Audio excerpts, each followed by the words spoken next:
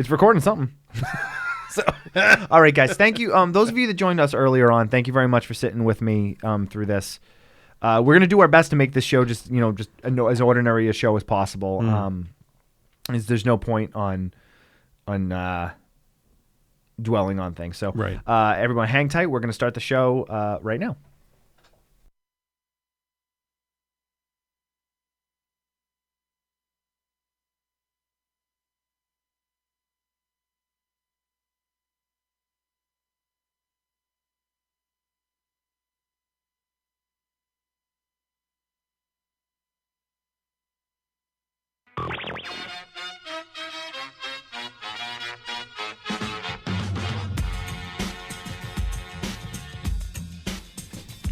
And so it begins.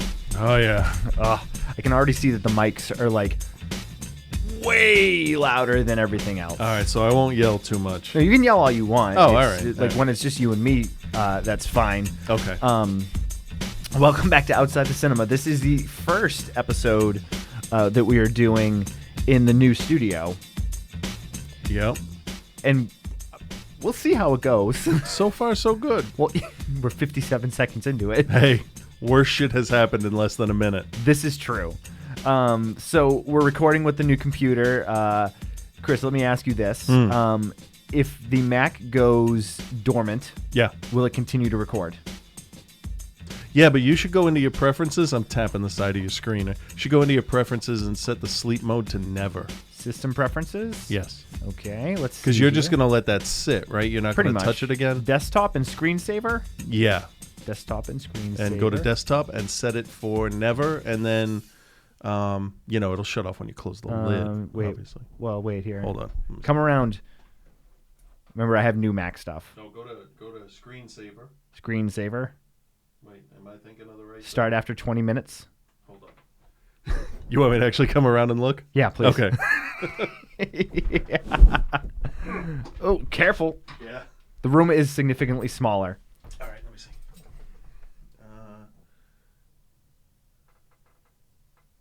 Because I don't actually have anything set up on there for a screensaver. It just goes black after like 30 seconds. Okay. What am I thinking of? Displays? Yeah, that could be it. Exciting stuff, people. We should have. All of this should have been planned beforehand. No, that's nope, not that's it. not it. Oh, you have a Retina display. I do. It's a Retina display. I swear it's in here. Change picture, translucent. Screensaver options? Click on that. Where? Where it says screensaver options. In the middle of the screen. Nope. Shit. You You know what? It should continue to record. We'll just go with that. It really should. Scroll bar, click scroll bar, recent items. This is exciting. This is exciting radio. We'll start the whole show over. Time machine, startup disk, print and scan. What the fuck? Where is it on mine? Oh, you know what? I'll look on the one I have, and then I'll tell you. Oh, sounds good. And I do want to say that, of course, I'm not sure who that is. It's got the generic Ustream name, but yeah, Macs are so much easier. Wow. Yeah. Let's click on screensaver and just put start after and switch that to never and go with that and see if that does anything. Because like what ends up happening is my screen goes dark and then shuts down. It doesn't even go to a screensaver. No, that's your go to sleep setting. Yes, go to sleep. Figure it out. So yeah, this is the first of the Kickstarter shows. So let me my new mic arm. I gotta adjust that too. This is a good way actually to start the new Kickstarter shows to prove that we actually have all this shit. Yeah, well, I'll do a quick rundown for everyone. What's new? Obviously the main computer in the studio is a MacBook Pro. Mm-hmm. You're now recording on GarageBand, which it seems simple enough. So far, it seems simple enough. We can't figure out how to keep my computer from going to sleep. Although maybe with GarageBand running, since there's activity on the screen, it won't go to sleep. You know what? Mine looks different because this is my desktop and screensaver thing, and I have start screensaver and a timer. Well, I put it to never on the screensaver time, so hopefully that will work. Yeah. But it should continue to record. I mean, I've never had a problem where I'm sitting there talking and all of a sudden... We'll find out. You know, We will find out. So yeah, this is the first of the Kickstarter shows. It's going to be a little weird. Because we're not doing a top 6 list this week. Which also is not related to the Kickstarter stuff. But if you're on our Facebook, which you should be, facebook.outsidethecinema.com is our Facebook group. A really heated discussion has broken out over the last 2 weeks. We're talking hundreds of replies. Yeah. Hundreds of replies. And only half of them were from me. This is true. And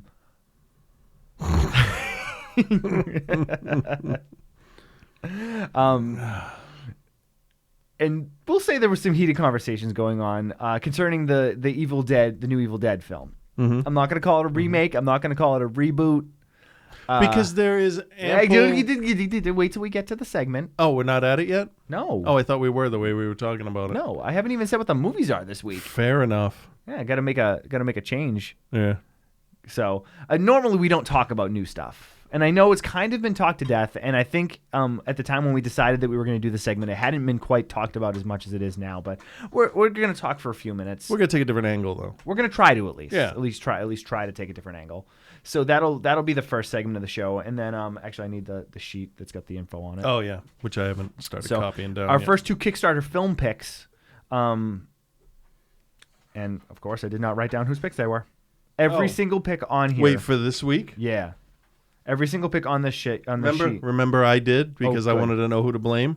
The apple was picked by Paul Ryan, and Dead Man's Shoes by Carl Timms. Dead Man's Shoes actually picked by 2 different listeners. Really? Yeah. I had the other guy change his. I did. No, it's just the other guy. The other guy, because he who will be named later. Who I can't remember. That's why. Let me tell you. Oh my God. Trying to avoid that. Oh my God, let me tell you. Yeah. So now that I've actually started trying to sort through all of the Kickstarter stuff and Right. legitimately like set up times to have people come in and oh my God, you want to talk about overwhelming. I can imagine. Holy shit. All I did was you try to do it all at once? not all of it. No. I tried to go through the people. I tried to run through the people that were doing one movie. Right. And then the next day I emailed people that were doing like the whole show. And trying to set up times. So if you are a Kickstarter donator that is going to be actually physically on the show, or at least Skyping in, we are now currently booked out through the end of May and the first week of June. Wow. So if you haven't confirmed it, if I haven't physically confirmed a date with you yet, it'll take place after that. And also, I figure we have to fit in some of the other picks, so we can't just like do like everyone coming in. But what is going to be awesome at the end of May on Memorial Day, actually, Jesse Smith and our good buddy Mars from Trick or Treat Radio are both going to be in studio with us to do their movies, which is going to be awesome. Pretty psyched about that. So coming up in a couple weeks, Jason Soto of Invasion of the Bee Movies is going to be joining us. Dylan Norcross is going to be joining us to do his listener appreciation show. And then beginning of June, we got Eric Johnson calling in to do his show too. Very nice. So we're planning it out. I'm sorry. I'm going to do my best to get to everybody as quickly as I can. Keep in mind there's only 1 show per week. Yeah. And I'm basically going to try to get the stuff that we can do with the regular live schedule out of the way first. That makes sense. Not out of the way, but get them taken care of first. I understand what you're saying. So that is what it is. So, let me give you a rundown of what we're doing over the next couple weeks then, so everyone can listen. So next week on the 22nd, the show we're recording on the 22nd, we're doing Heart of America, which is Scott Smith's pick, and The Zero Boys, with his which is Larry Shipping's pick. The week after that, we're doing Silent Partner, which is Tom Chance's movie, and Overboard, which Julie Finch chose. Jason Soto will be calling in via the OTC hotline to review his pick, Day of the Animals, with us. On the 6th, we have yet to decide what the second film is on that show. And then Dylan Norcross will be calling in on the hotline to do Catman and Lethal Track and Perfect Blue. And he chose Top 6 Movies with No Point as his top 6 list. And that's kind of what I have planned out right now. So give you guys an idea of what's coming up. I'm going to start copying these down now. Yeah, please do. So why don't we take a quick break? Yep. We will come back. We'll do our best to not talk the Evil Dead further into the absolute submission that it's done before. So, all right, we'll be right back.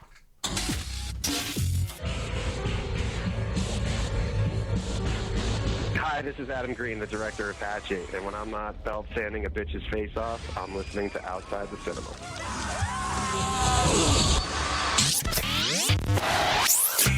Hey there, OTC listener. Stop what you're doing right now and listen. Do you ever think to yourself, outside the cinema is just too much audio? Where's all the video? Why can't I see my favorite cult cinema podcast of all time? Well, now you can with tv.outsidethecinema.com. tv.outsidethecinema.com. Have you ever wanted to see if Bill by Force could possibly be as handsome as he sounds? Reverend Scott suggested it. Have you ever wanted to see Mr. Chris's elbow during a live recording because he's too far to the right side to see on camera? Boogity boo. Well, now you're in luck. And just like a graphic circus sideshow showcase of freaks, Outside the Cinema now brings you every episode live Mondays at 5 p.m. Eastern Standard Time. Mondays at 5 p.m. Eastern Standard Time. Marvel at the complete lack of show preparation. Chuckle at the fact Bill and Chris actually go outside in public dressed like that. Gasp at how Bill pays absolutely zero attention to anything he's not actually saying himself.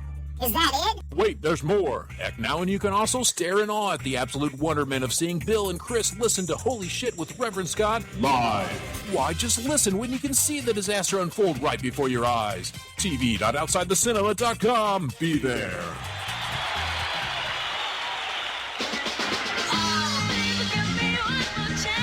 The Jackson 5. Gladys Knight and the Pips. Roberta Flack. Quincy Jones. Isaac Hayes. The Temptations. Sammy Davis Jr. Curtis Mayfield. Nancy Wilson. Marvin Gaye. The Staples Singers. Cannonball Adderley. Ramsey Lewis. They're all getting together to save the children. Save the Children. It's a motion picture about emotion and pride and soul and music and getting it on. Save the Children from Paramount Pictures. Rated G. General audiences. Because everybody should save the children.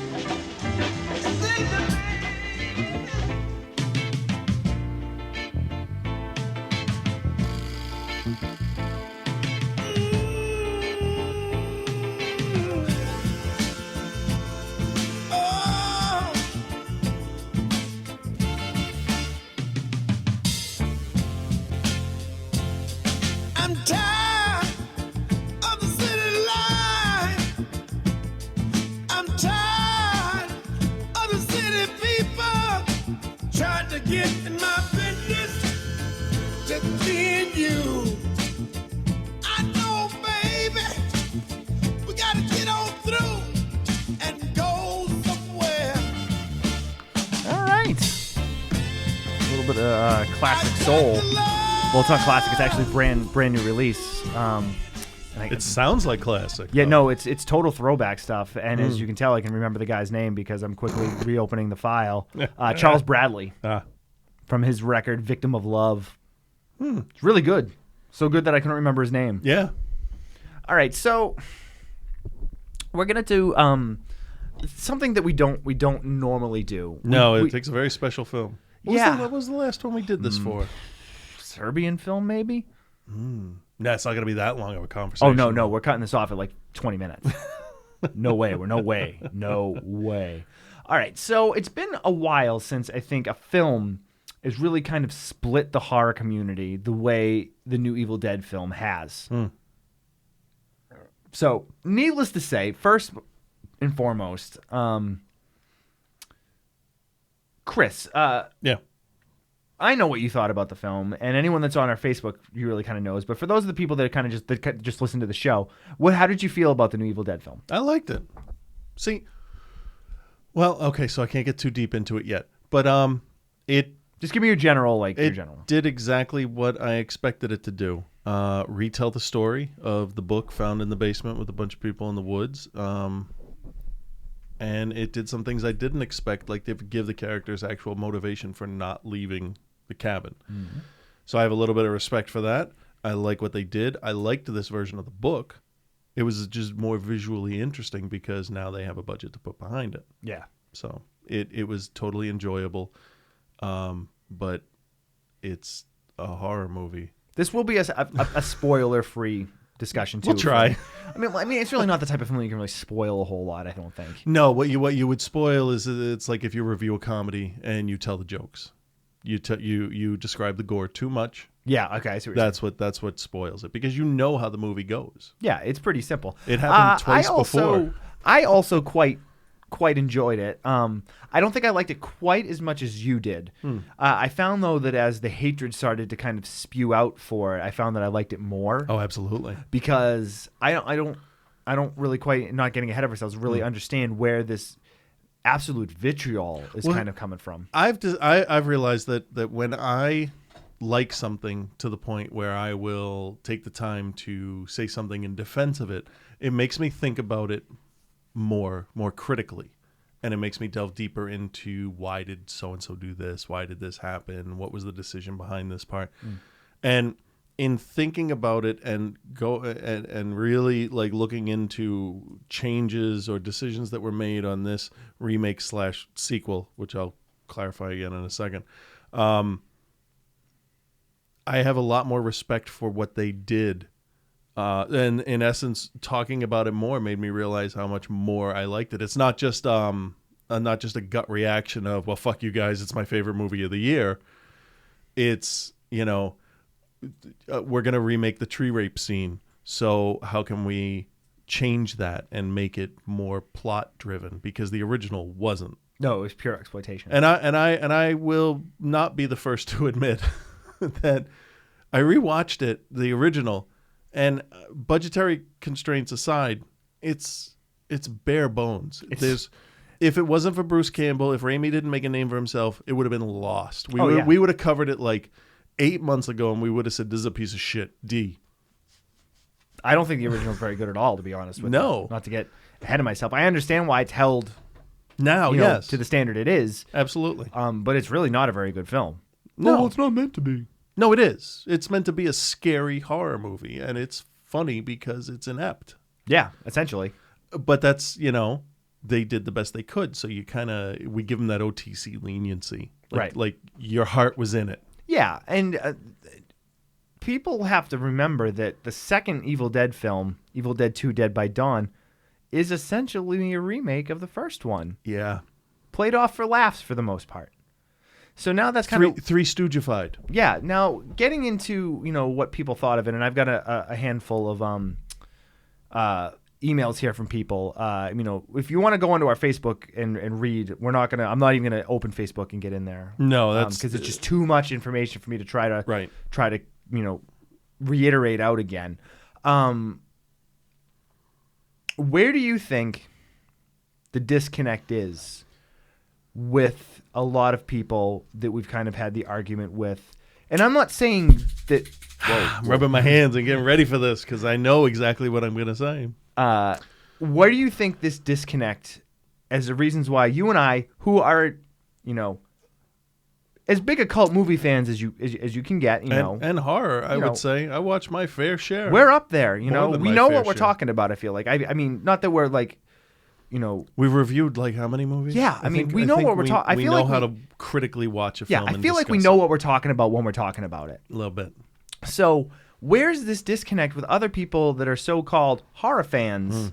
Why are you and I on one page, and the vitriol that people are giving this film, where is that coming from? Okay, I got a couple of hypotheses. I feel like I'm interviewing you. I know. I got a couple of hypotheses. One could be age. Okay, I just turned 41, right? So I'm old. This is true. You are apparently old. Yes. I have watched thousands of movies in my life. I have realistic expectations because horror movies are like Skittles. Okay? Taste the rainbow. They're fucking awesome when you're eating them, but there's no substance. Show me a horror movie with substance, and I will show you Alien and The Exorcist. Martyrs. Does it, though? I think so. It depends who you're talking to. If you want to have a really good philosophical religious debate, then Martyrs has merit. Yes, you're 100% right there. Okay?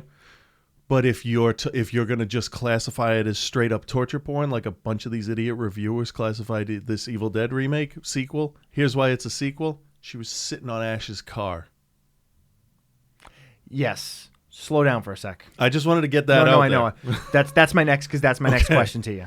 I think there are unrealistic expectations. I think people want perfection with everything when people don't realize that average is where everything is. You have Star Wars, Godfather, Unforgiven. You know, you can name the pinnacle of every genre, and then you can name 10,000 bad examples from that genre. Exactly. This is weird that I can see you. I know, isn't it? It really does feel like an interview. I don't know if I like it. Me either. Usually I have this giant monitor in front I of am me. certainly going to have to brush my teeth more. Oh. But that's the thing is most movies are average. Cabin in the Woods was a little higher than average because they tried to do something interesting. Aliens is action sci-fi, and that achieved more than, say, Resident Evil 2, which was action / sci-fi horror. It's all what you shoot for and how well you pull it off. And yeah, money has a lot to do with it. Oh, yeah. Clerks is an exception in comedies because comedies you don't need a shitload of money. You really don't. No. So one of the things that people kept going back to was the money thing. And, well, the original cost such and such, and this cost $14 million. So? What the hell different? Like, I don't see how that's a valid argument on judging the film. If it costs $75 million, $14 million is nothing. For nothing. I mean, for a horror movie, For a studio horror movie, that is still a decent budget. But District 9 was made with $10 million? I got to look that up. But District 9 pulled off a $100 million looking film. Oh, easily. With almost a single digit budget. What really kills me is when I see people say that this wasn't funny like the other one. Did you see that? That's okay. Yeah, now allow me to tag in for. I just write you off as an idiot. Yeah, when one of the things that, and it came up a million times on different message boards, and this one was so mean spirited, and the original was so lighthearted and funny. It's like, oh, the original. Oh, I'm sorry. Really? District 9 had a budget of $30 million. Still, I'm sorry. I must have been thinking of something else. It's all right. But those things, the prawn looked fucking amazing. No, it's true. For what he had. But getting back to the disconnect between part 1 and 2. Yeah, when people are like, oh, well, it wasn't, this was played off so mean-spirited. And they compare it to the original. It's like, well, you obviously didn't watch the original because the original Evil Dead, not Evil Dead 2, Dead by Dawn, Evil Dead 1 is a very serious, in-your-face horror film. For the 80s. Yeah. Yes. The 80s had a different angle on mean-spirited. After a certain point in human history, in the beginning of this century, I don't like to whatever, movies got darker and angrier, and they kind of personified what was going on in the national psyche in the world, that kind of thing. And that's where we get stuff like Inside and Martyrs and Saw, and everything gets really in your face, personal and ugly. And that was in the 80s. The 80s was about flashing neon and excess, and that's what we had in slasher movies, and that's what this was. Yeah.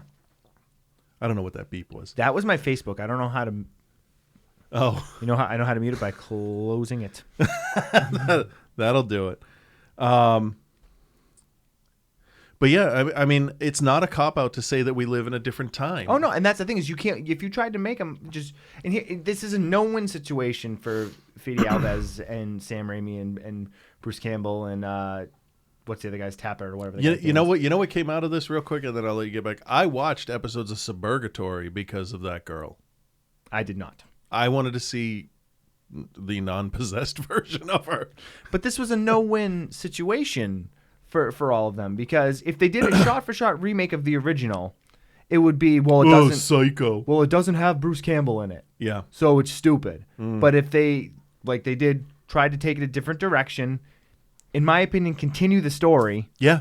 And then, take it in a mean-spirited, darker way, the whole, it's a no-win, because it's called The Evil Dead. There should be nothing fucking funny about the movie. No. Because if the stuff in this movie didn't happen, then people, it's called The Evil Dead. It's more like the going to a party dead. All right, let me read an email from our good buddy Tommy Norcal. Okay. This movie had the opportunity to be really great. Instead, I felt it relied too heavily on its awesome visual presentation and gore, and left me kind of empty due to the odd approach of character development and the lack of Deadite personality. I feel like they added too much plot for a mostly stale cast to carry, besides Mia.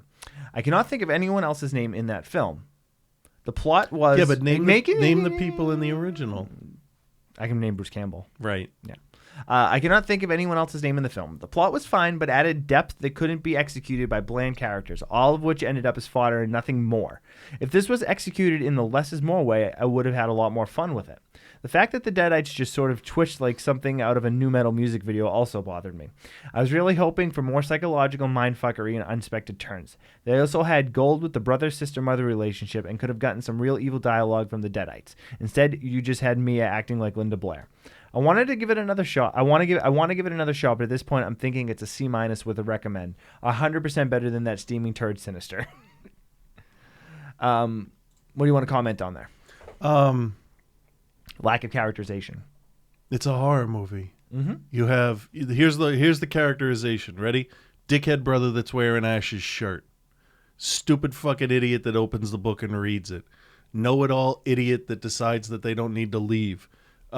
Pretty girl that is cannon fodder for the demons. Main character. That's all there is to it. I mean, that's literally every horror movie that doesn't have somebody that went on to be famous afterwards. Right. Because you can have, your Texas Chainsaw Massacre 3. You got Leatherface, Aragorn, and whoever the fuck is in it for the rest of the movie. Right. Dennis Hopper, Leatherface, and the rest of the fucking people. Yeah. Like Bill Moseley in Texas Chainsaw 2. That's true. But your average person doesn't know that. No, you're 100% right. Lords of Salem. I don't even get me No. started. I'm just saying. Lords of Salem, main character, witches. Average person doesn't know who the rest of those people are. No, and doesn't care. No, because it doesn't matter. I go to a horror movie to watch bad things happen to people that make stupid decisions. Mm-hmm. That's what a horror movie is. It's true. There's not. Maybe we're spoiled by high tension and other stuff, but The Descent, even The Descent, who was in that? I couldn't name a person in that movie. No, and I'll bet you it's the same, just generic archetype characters. Know it all. I don't want to be here. Shy. Whatever. You get all the typical stuff. Yeah.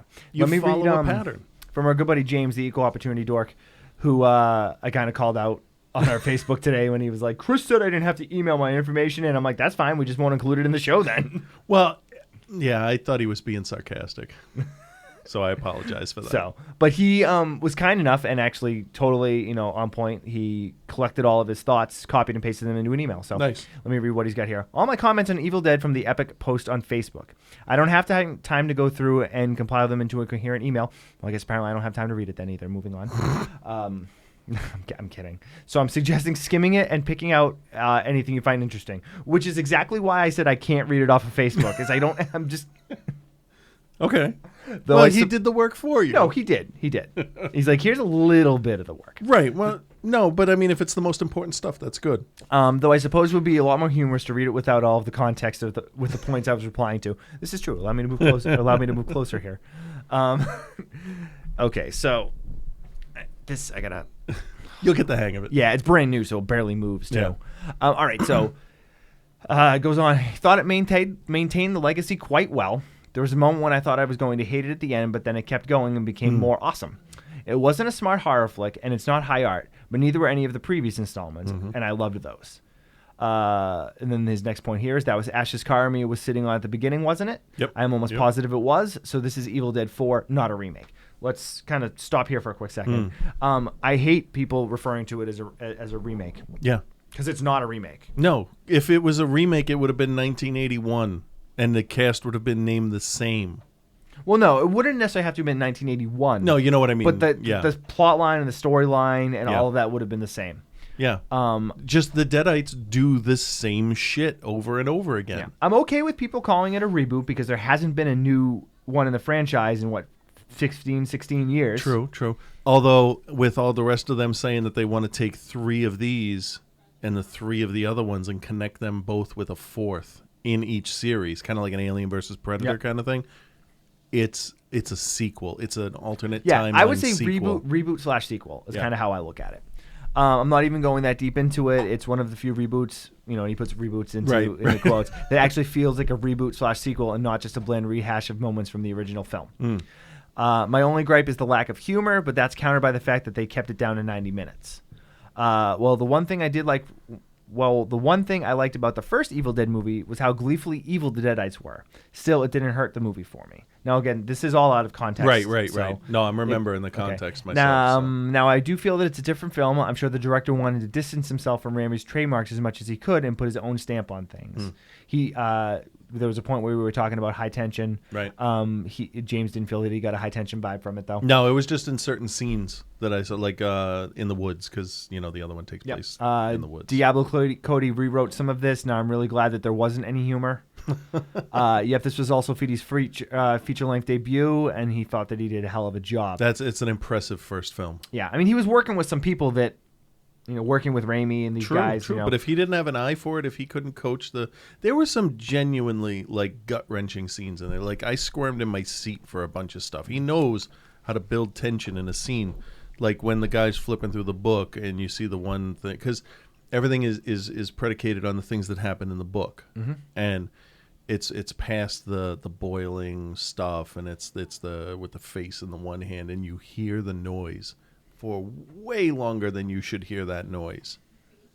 And you're going in the bathroom, and you go in, and you know that Olivia's in the bathroom, and you keep going and keep going.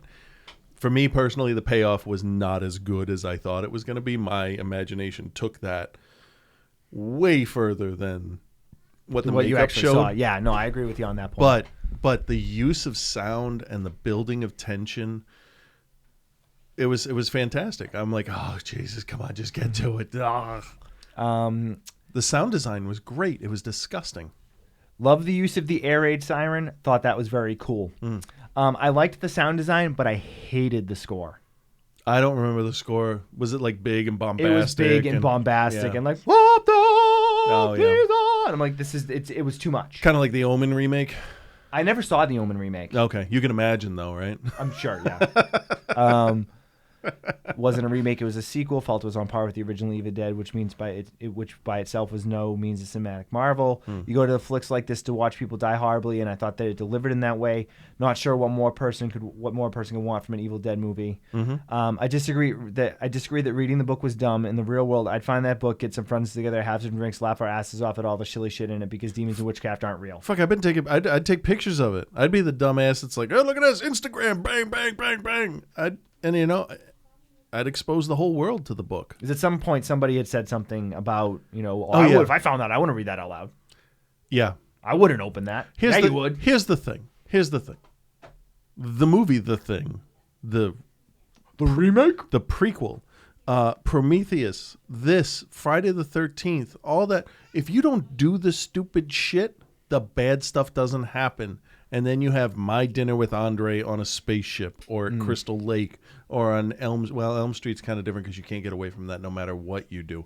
But you have to do something stupid. And you're going to find a book bound in barbed wire, covered in a trash bag, in a basement filled with desiccated skinned cats and a burning pole, and you're not going to look in it? Yeah, you are. Yeah.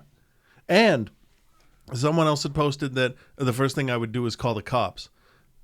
Yeah, there's no evidence that they still owned this cabin. Why are they there? Right. Well, they're there, obviously, because it's far enough away so she can kick drugs, which perfectly legitimate. There was a point, probably about halfway through, and this will go through to a review later, where you can see the characters questioning perception versus reality. Is this really going on? Is this delusions of the withdrawals? Is this really? And then when it kicks in and it's too late. Right. And I thought the way they did that was really good, really smart. Goes on to say, scary is relative, though. Arachnophobia scares the shit out of me and my 13-year-old. Okay, this is a good one. Scary is relative, though. Arachnophobia scared the shit out of me, and the 13-year-old girl sitting in front of us watching Evil Dead watched most of it through her fingers. Regardless of how they packaged it, I had a hell of a good time with the final product. It had the Necronomicon and Tree Rape, which is about all you need to qualify as an Evil Dead movie to me. It's not really a series with a lot of complexity in its storytelling. Let's talk a little bit now. One of the articles that was posted by Phil from Dark Discussions on our page was one about how Evil Dead broke the rating system. I don't understand that point, because the author of the article argued that there wasn't sufficient information to base a judgment on the content of the film. Did you read it? And to that, I say bullshit, because 2.5 minutes of a search online, not only did I turn up the Red Band trailer, which showed some of the worst scenes in the movie, but it also gave me links to the MPAA, Parent Research Council stuff that and it just spells this shit out. It's fucking lazy. And here's the thing. You're not going to take your kid to a movie called Evil Dead that's rated R. And it's not the same as When Harry Met Sally. Be a fucking grown-up. Rated R is rated R. It's restricted. Your job is to find out why the fuck it's restricted. Yeah, that's something that I really couldn't understand. Like, I read the article and I'm like, okay, this guy's making... I read it 6 times because I thought I missed something. I'm like, he's got a couple good points. I can understand where he's coming from, but you can't take that comparison of being like, well, Harry Met Sally's rated R and so is Evil Dead. Well, my no kidding. comparison was Dumb and Dumber's a comedy, and so is fucking In Bruges. You want clarification between what's a comedy and what's not? Or, oh, this one's funny, but only if you read The New Yorker. Like, come on. To put it another way, sometimes I want steak prepared with all the trimmings that go with that and a nice microbrew beer to wash it down. Sometimes I just want McDonald's and some Busch Light.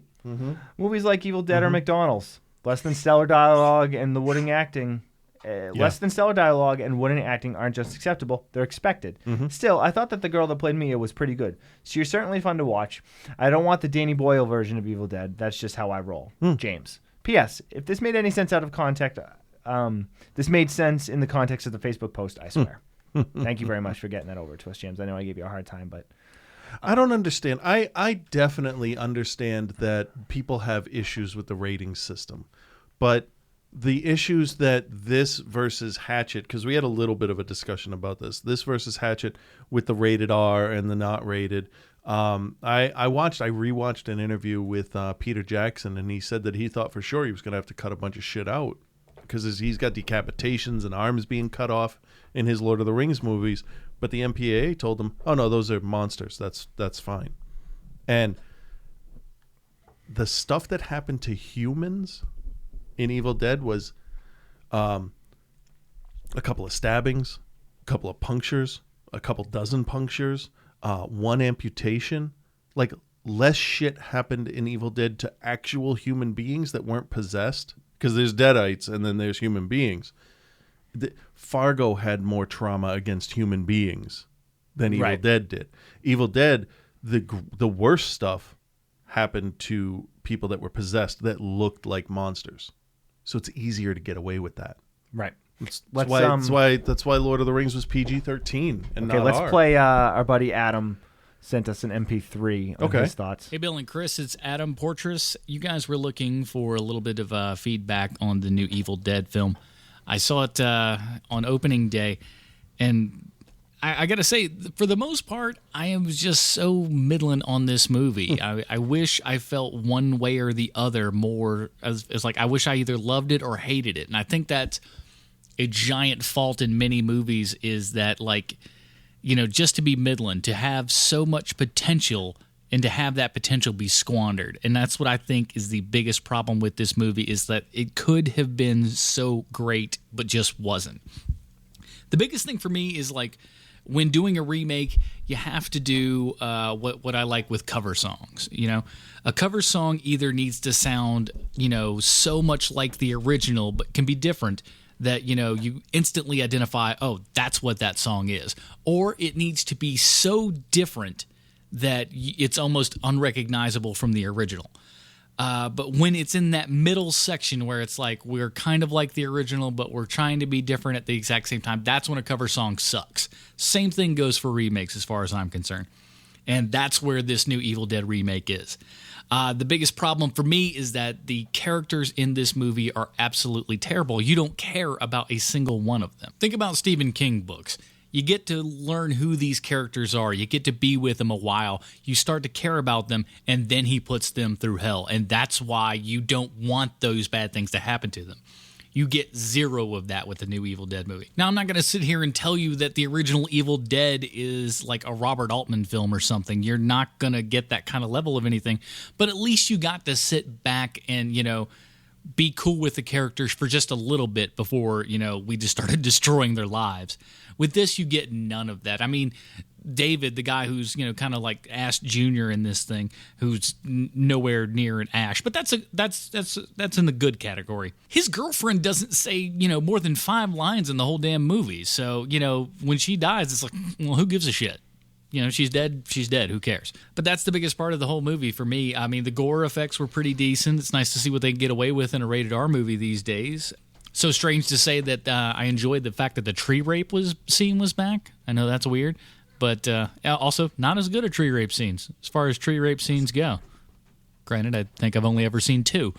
But overall, though, I got to say, I think that's the biggest problem with the movie is that it didn't strive to be anything more than what it possibly could have been. I wish they would have either done almost, I don't want to say like, Gus Van Sant's Psycho, like a shot-for-shot remake, but they either needed to stay so close with the film, keep an Ash in there, though that would have upset a lot of fans, so I understand why they didn't, but they needed to either stay exactly on that road or go so far off the beaten path that it's almost unrecognizable from the original film. So when you're sitting in that middle ground, that's where things just really start to suck. Now, I don't want to sit here and plug my show on your show, but I'm gonna. Just go to thefilmfind.com, and we have a review of the new Evil Dead. It's myself and 2 others, and we have 3 fairly different opinions on the movie overall. And so if you want to listen to that, go ahead. Give it a shot. Nobody's stopping you. Anyways, I've been rambling far too long, guys. Like Keep Adam. up the good work on the show, and I'm sure with the new setup and everything has been going absolutely smoothly, perfectly, and nothing is screwed up. I probably screwed things up by saying that. All right, guys, take it easy. At least.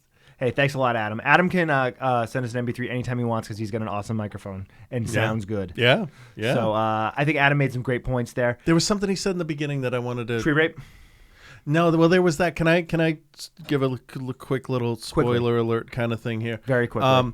Yeah, it wasn't tree rape. It was possession through a vagina. Vagina possession. All right, I see what you're saying. Because there was no intent for domination through sex. It was get inside her body, get inside the cabin. So they actually brought meaning to that, which the original didn't. Right. I'm just gonna end. We're gonna end this now and take a break and move on to our film reviews. We'll have a little bit more Evil Dead talk probably in the feedback section because I know Josh, our buddy Josh, Josh and Markham sent some stuff in. What's your grade for the remake? For the remake, I'm gonna give it a B+. I enjoyed it. It would have given me a cavity if it was food because it's just sugar-coated nothingness. I expect average from horror movies because that is all studios want. Let's make back more than we paid to get this done. And they did. did. So, and from what I've heard, the chances for the sequel are very, very good. Good. And you know what? I'm going to go see the other one that's opening up on Friday. Yeah, I'm going to go see Lords of Salem Friday morning. I'm not. Because, why not? Let's save our Lords of Salem talk until until the feedback. I'm going to give it a straight B. I enjoyed it. I enjoyed it. I wasn't completely blown away. I didn't really have all that high expectations for it. No, it's not top tier horror, but it's damn good. I mean, it's the best horror movie I've seen this year. It's the only horror movie I've seen this year. So it's also the worst one. Yeah. Well, but I want to move on. So we're going to take a break. We're going to come back. Let's talk about the Apple first. I don't care. All right. We're going to take a break. We'll be right back. This is the greatest American hero, William Catt, and you're listening to Outside the Cinema. We interrupt our program with a special bulletin. Okay, here we go. This is it. Greetings and salutations. I'm Josh Gravel. And I'm Scott LaFave. Oh, good for you! We want to let you know about the Arkham Film Society. We're a small group of cinephiles programming classic, horror, cult, and exploitation film events in the Providence, Rhode Island area. We have such sights to show you. We try to meet a need for unconventional programming by providing affordable film events through our monthly screenings here. Be one of us. Find us on Facebook and join our group by searching for the Arkham Film Society at facebook.com/ArkhamScreening. Join us. Check out our blog at arkhamfilmsociety.blogspot.com. And stop by our Etsy and buy stuff at etsy.com/people/Arkham Yes, sir. You, sir.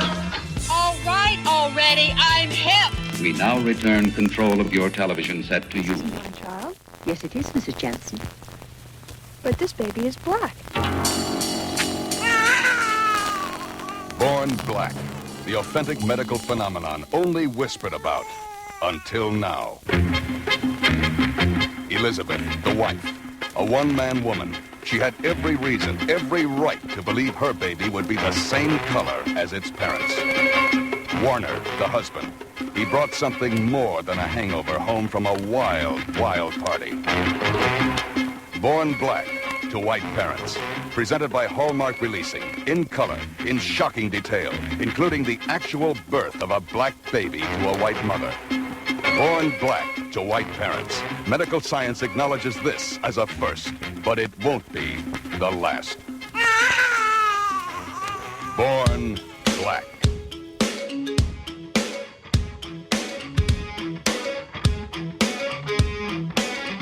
I don't mind letting you down easy, but just give it time. If it don't hurt now, but just wait a while. You're not the big fish in the pond no more. You like the tunes? That's not bad. It's new Paramore. Oh, is it? New Paramore. Really? Self-titled record available now. I love it. Speaking of music, do we have any announcements to make about music? Yeah. It's Mother's Day. Did you know that? Oh. But it's late, so it's not till later at night. Okay. Okay, go ahead. So May 12th, we're doing our next music show, hopefully. Yeah. But we're doing it later. It's Sunday night. We're going to start 7:30 or so. The whole crew will be in here. We're doing a Kickstarter pick. I don't have it in front of me as to whose pick it was, but we're doing top 10 guilty pleasures. Yeah. Artists and songs mixed into one list. The gentleman that suggested it actually then said that he wanted to pick a movie instead. Oh. But I was like, because he didn't think it was going to be good, and I'm like, no, this will be great. Yeah. This will be great. We're going to do this. I'm going to embarrass the fuck out of myself. I can't. I want to embarrass myself. I know what my number one is, and we have to kind of make a. I hope it's the Bartman. Oh shit! There's that whole album. Real quick before we do this, Eric Reanimator there was asking what would we grade the other Evil Deads, and I can do this really quick. Okay, go real quick. Evil Dead D+, D as in dumb. Evil Dead 2, I'd give it a B. Army of Darkness, B+. Probably because I've watched the other two so many times, it's kind of lowered it a little. I would give the original Evil Dead a C-. I would give Evil Dead 2 Dead by Dawn a B+. What did I say? B. Oh, yeah, I'll go with you on that. Army of Darkness. Now, here's the thing with Army of Darkness, because there's the different cuts of it. Yeah. Theatrical, regular, back in S-Mart ending. C+. I'm not a big Army of Darkness fan. I was when it came out. I saw that in the theater like 4 times, but I've just become like, I've seen it a whole lot. I probably would have given it an A like 5 years ago. Or I understand their importance. Oh, absolutely. And their place in the cult film world. Yeah. Evil Dead 2, I love. B+. I watched it. I watched B+. it twice since I've seen the what are we calling it? Sequel. Sure. I've watched Evil Dead 2 twice. The squeakquel? The squeakquel, yeah. Ooh. Hey, so we're doing this pick from Paul Ryan, which is a film called The Apple, directed by Mannheim Gollum. I'm going to play this trailer. I'm going to play the whole trailer. Oh, boy. So that you guys can get a feel of... So this is a musical. I hope it's my favorite song. Oh, yeah, they're all in there. So here, take a quick listen to the trailer to The Apple.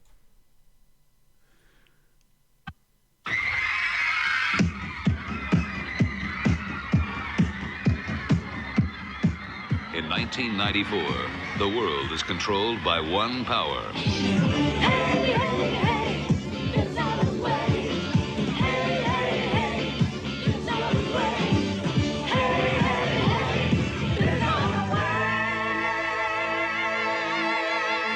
The Apple is success.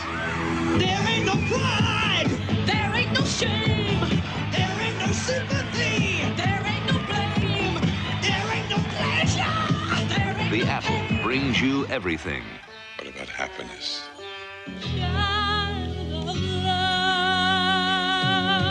Show me, tell me. I wanted to release Phoebe from a contract. Yes. Where is she? The pity gone, I stand alone. I stand alone. Cry for me. The Apple is the temptation. Taste it! Taste it! The Apple is the experience. Take the apple! Whoa! Praise the apple! Whoa! Yeah, yeah, yeah, yeah!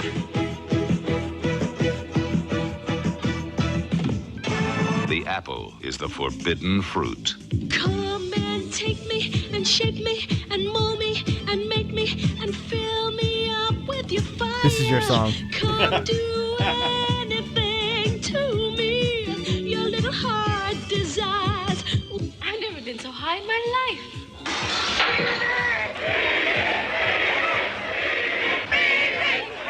Phoebe, I must see you. I gotta talk to you. The Apple takes your soul. New York out to LA. Everybody does it her way. Pumping power by the hour. Speed. I can feel the earth start quaking when America starts shaking. Pumping power by the hour. Speed. Now, a special experience in movie-going entertainment. The Apple. Now, it sounds amazing, right? Don't get too ahead of yourself. At first, I thought it was about New York City. I saw it was a musical. It's called The Apple. I'm like, oh, this is about making it on Broadway. Directed by Mannheim Gollum, who is he potentially could be OTC Hall of Fame worthy. Because he's known for producing. I mean, he produced a million movies. Mm-hmm. Oh, my IMDb reverted back to the new version. I had to figure out how to change that again. But I mean, like, huge production. But let's just look at just as a director. The Delta Force, Over the Top, Enter the Ninja. I mean, what else do I need to say? Yeah, wow. Deadly Heroes, Death Game. I mean, the guy's done.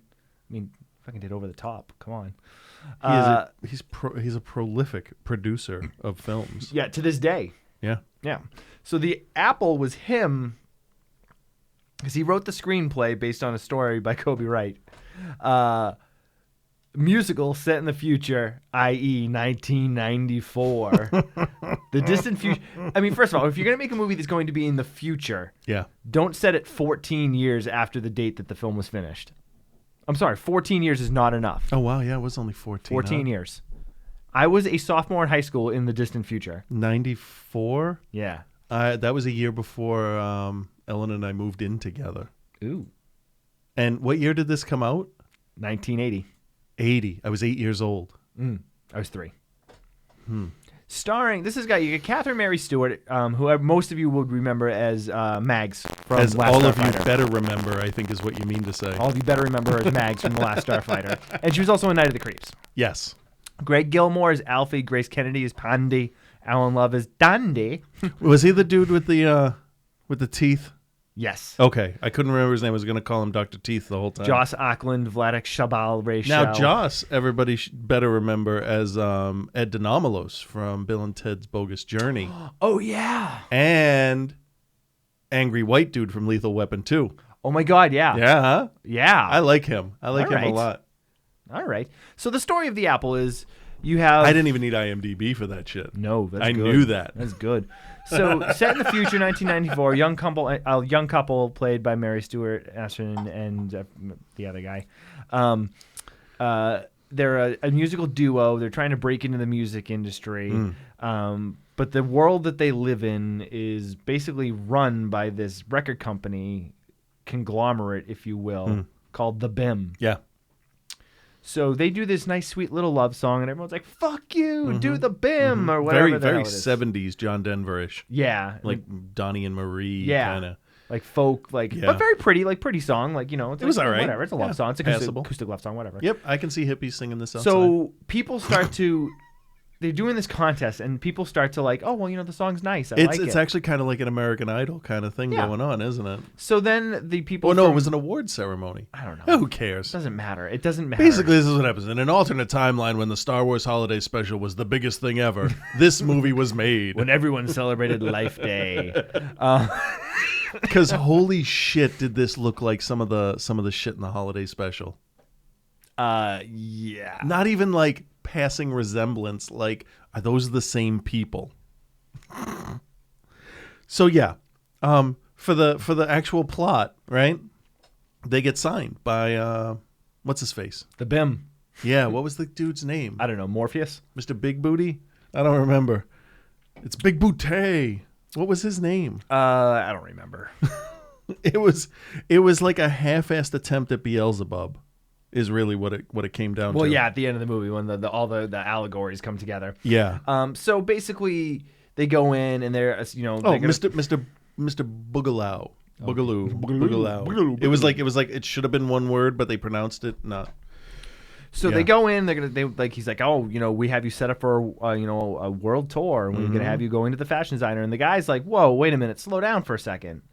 What? This all seems so fast. And the girl's like, no, let's just sign. We're gonna go on tour. We're gonna do this. And he's like, whoa, hang on. Yep.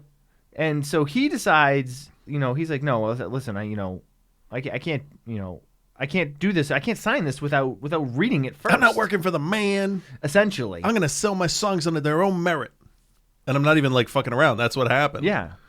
Not to mention too at the party where they kind of schmoozed him a little bit. There's these like reflective rainbowy metallic stickers, triangles, right? The BIM mark that everybody then starts to wear as a fashion it becomes statement. law. So it's the mark of the devil because it's BIM and he's the devil. You see what's going on? Yeah. Yeah. So needless to say, he decides to walk away. They bust out into some crazy song. I think that's when they bust into the Apple song. I have to point out something. If you like DC Comics, you watch the section where they sing about the apple and Dr. Teeth there, Dandy. He is dressed like a snake, and he looks like Copperhead from the Justice League cartoons. I'm like, holy shit, a bad guy. Look at that. Like he was supposed to be the snake in the Garden of Eden. I read one review where people were talking and they said that because of scenes that were cut, the final ending with Mr. Tops kind of comes out of nowhere. And I'm thinking, did you not watch the rest of the movie? I mean, the guy slowly grows horns as time goes on. Mm-hmm. There's a whole thing about Eden, and Eden would be BIM. It would be the record company. You have money and everything you need and you're well taken care of. But then the other dude is cast out because he... Yeah, no, it's all biblical allegories. Yeah. And so, you know what? I liked that because it was easy to follow. So this film, I mean, this film was really made kind of in the vein of Xanadu or Can't Stop the Music or like Jesus Christ Superstar, Joseph and His Amazing Technicolor. Yeah, but that didn't come out until later. I'm just naming shit. No, that all but goes like I'm together. saying, like Xanadu, no, there were three. Yeah. Xanadu, Can't Stop the Music, and this all came out around the same time, and they all actually did quite poorly from what I gathered. But they, when they were making this movie, they were going to make this big rock, I think Tommy had come out a few years before that, and Tommy did pretty well. Yeah, but that had like a good music The behind Who it. behind it. The problem, this film's biggest problem, other than its really effed up way of storytelling, is that the music in it is incredibly annoying. There was one song that I don't know. Let me see if I can scroll down here and find this song. I could probably find it for you. It might have been Universal Melody. No, that was the one that they sang. Coming. I don't remember. It's the one where they sang where they're all typing and it's in the building and everybody's singing some song. And the actual singing was like not like timed well, and they weren't singing like the response. I don't know. It just didn't fit. Like they're like if you're having a conversation with somebody and you're both on stage and somebody says, "What are you doing tonight?" and the other person stops and pauses just a fraction too long for it to be like conversational flowing. and it breaks up the whole rhythm of it. That's what that song had in it, and terrible dancing. Oh my God! There was some all right dancing. There was some good stuff in there, but there was one number that's like, we got to do something for this fucking song, and we have today to film it, and Right. that's what they did. Right. And that was as they're going in for their meeting with what's his face there, the devil. Yeah, so basically BB, the girl played by Mags from The Last Starfighter, who is adorable. She is. And in this, she looks great in this. She's young in this. She was like 21 or 22, I think, when she made this. This was her first movie, actually. Oh. So she signs the contract, and he decides to walk away. And, of course, she gets riches beyond, the wildest dreams. But she's unhappy, essentially, and she misses him. But she doesn't know she's unhappy yet until she because sees him. She's delusional. She's banging that Roger Daltrey lookalike. Yeah, really looks like him. So, and then he comes back and he's like, he has the realization that, he needs her, and then she realizes that she needs him. We're going to spoil this movie. I don't think you can. You see the ending coming a mile away. So seriously, even though it's out of nowhere, you see it coming a mile away. She decides. So she gets back with him and decides to run away. Mm-hmm. And they run away to this hippie commune. Yes. Now this is how this happens in the film. Run away to this hippie commune. Yep. They have a baby. He grows a beard, and then all of the BIM people. Not the baby. Not the dude. baby. The dude grows a beard. Some amount of time lapse goes by. You don't really know how much or how long. They don't really make it very clear how much time well, you goes could by. tell with the baby. You figure 2 years. Yeah, time she was pregnant, and then the baby. And plus, you got to groom that beard. That's true. Well, you can grow a beard like that in about a year. Yeah, but to get it all groomed and nice, living outside. Here's the thing. If you're a hippie and you got a beard that's groomed like that, well, come on. He's got all that BIM money. No, he did. They didn't. They lived off the land. So BIM shows up. Your boy, all of them, all of the bad guys. Horny show McSatan shows up. Yep. And they Vladik. I love the guy's name. Vladik. That's his real name. So they show up with the army. Yeah. And because they're going to kick him out of the park, right? Well, no. No. Initially, they were going. They're getting BB because she owes them however many millions of dollars because she voided her contract by running away. Yeah. So then they're like, "Well, you're all getting arrested. We're taking you all out of the park." And then, and this is because this is so far out of left field too. Well, they do say, "Well, we're waiting for Mr. Tops." Yeah, Mr. Tops. But there's no mention of Mr. Tops prior to this. No. Don't worry, he'll show up. And BB's like, "Who will show up? Mr. Tops." Yeah. And then rides in on a beam of light from the sky. Yes. A glowing Bentley. It was like a Cadillac or something. Yeah. Like a glowing gold Cadillac. Yep. Mr. Tops rides in from the clouds. Mm-hmm. Now, if you've ever seen a heavier-handed, this is God, I've never seen one. Maybe in the 10 Commandments. And basically takes what happens at that point? It's the rapture. That's exactly what it happens. is. It's exactly what it is. He takes a bunch of people with him. He turns to the devil dude. He's like, "We're going to do this again without you." And he's like, "Yeah, fuck you. You can't do that." And he's like, "Watch me try." You couldn't do it without Who talks back to God like that? The devil. Exactly. This movie's ridiculous. This movie's absolutely ridiculous. I have to point out there was a character in this named Fat Dog. Fat Dog. Which one was Fat Dog? Fat Dog and Bulldog. The not too subtle orc-looking security guards. Remember that? I just realized I don't have the siren. Oh. Give me a sec here. I'll get something. But the problem is with this film, the biggest thing, it's the music. The music is just it's a musical. First of all, it's a musical with music that you can't remember. Mm-hmm. I remember. You know what, though? I put the subtitles on for this because I had to see what they were singing. And if you watch this on Netflix and you put the subtitles on, read the lyrics to Apple. Crazy Apple. Apple. Crazy Apple. They subtitle all his woos. They do. Do they? Fucking awesome. It really is. I don't have. We'll use this. That's like an alarm clock. Woo, woo. Chris, what's your grade for the Apple? All right. I watched this 2.5, maybe 3 weeks ago now. And I've had a lot of time to sit and think with it. And normally when that happens, it doesn't go well. No. Because I fucking hated this when I first watched it. I thought it was just the worst kind of let's take a stage play and put it on screen kind of stuff. Like there are good like Sweeney Todd, for instance, because it's a more modern version. There was a musical that was put on screen, but it was set for film. This was done like the camera's in one spot. Everybody's mugging toward that one camera. The camera doesn't move through scenes. It doesn't change angles. It doesn't do anything. Right? I'm okay with that, actually. Now that the more that I think about it, because it is set up like the glittery rocks and lava and volcanoes during the Apple song. They're all like their space suits. So fucking cheesy. And the BIM song, I swear to God, that's gonna stick with me till I'm dead. DED dead. Yeah, that kind of dead. And I actually ended up liking this more because it's fucking absurd. There is no better word, I think, to describe No, this there really than isn't. Ludicrously absurd. There's no better word than ludicrously absurd. Yes, it's one word. There is a lot of ego thrown up on this screen. You can see it. Oh, it's dripping with Gallo just, thought he was making like the greatest musical narcissistic ever. pride. Yeah. And I kind of enjoy that because reading about how the soundtracks were thrown at the screen during the premiere and damaged the screen, how no one wants to see it, how it's like they've got the worst songs in it, and the fact that it was released on DVD. That's amazing. That has some staying power. I think this is one of those like truly underground cult classic. So what are you kind of grading it? things. I'm gonna give it a B+.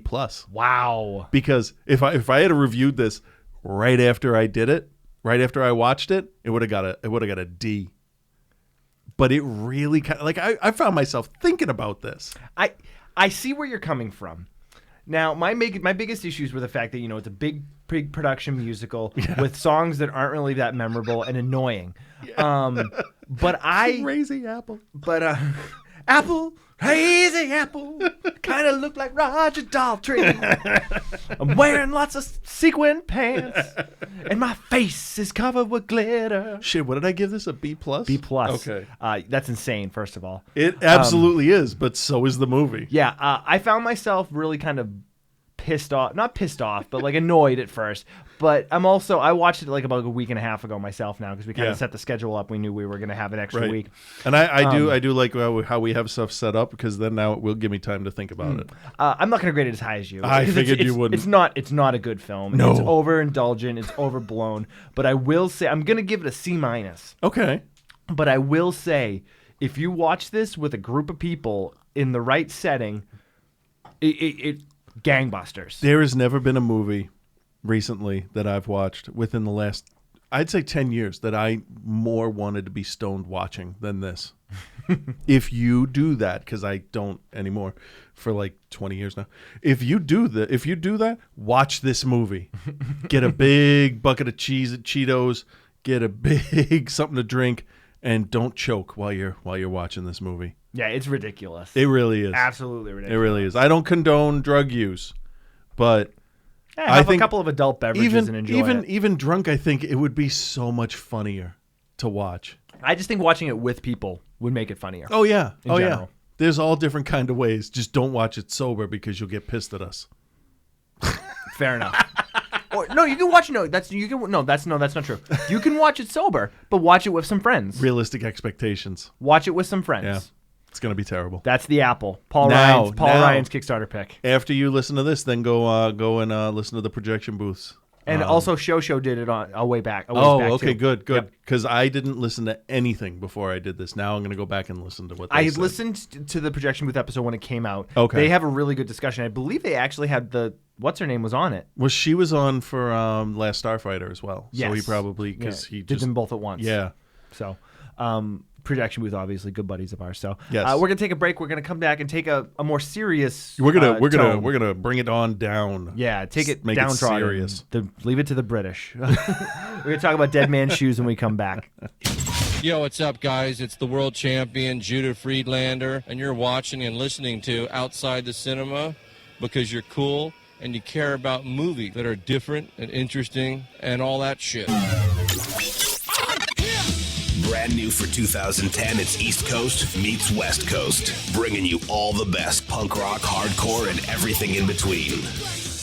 Stage Dives and High Fives with your host, Bill by Force, Massachusetts represent, and F-13, California love motherfucker. and every Saturday night, you know it's hardcore stage dives, high fives. Stage Dives and High Fives. Coming soon to an MP3 player near you. Ghetto Freaks explodes on the screen with excitement never before shown in a motion picture. Ghetto Freaks exposes the sensuous facts of taking over a white commune and turning the white chicks into soul sisters. And I said, no, she's my lady. Nobody touches her. What's the matter, man? You knew the rules when you joined this family. And the rules were real fine when you didn't have a chick of your own. And you took your share real good. Now your little pink lady's going to obey the rules. And you're going to watch. Ghetto Freaks is a motion picture that will make every part of you react with a new feeling. Groupies, long hairs, freaks, all living in one soul family and doing the bidding of a black leader. Nothing could stop these freaks from performing their weird initiation rituals night after night. Every new white convert wore an afro and obeyed the rules of the leader, and he showed them how to get their kicks where their cracker lovers left off. Ghetto Freaks is a film you can't afford to miss. Ghetto Freaks.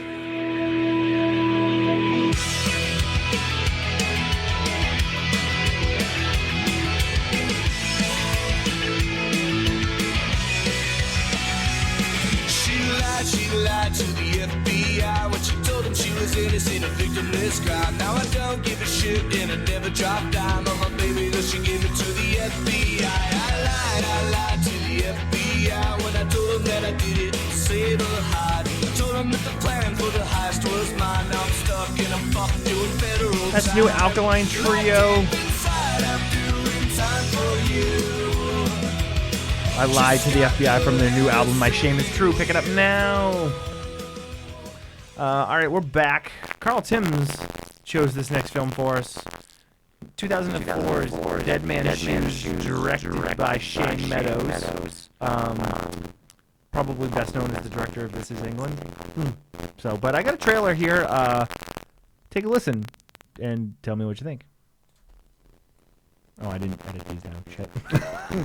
I told you, it's a new computer. I'm getting used to it. No, that's fair. That's fair. So what am I doing? Am I just... Oh, no, there it is. Okay. People who commit evils in God's eyes are not beyond redemption. We're gonna have to go back to town in a bit, mate, to sort some business out. I don't want to go, Richard.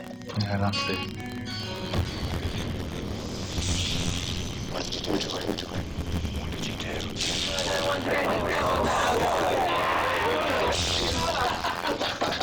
I got mine. See you in a bit. Hey, fine, Jack. You're the lads of this ridiculous idea that was me. Makes me very nervous, Richard. You should be. Follow you. Okay, now go on. Get out of here. You get to me first. He ain't going away, fellas. He's got to get done. God will forgive them. He'll forgive them, allow them into heaven. I can't live with that.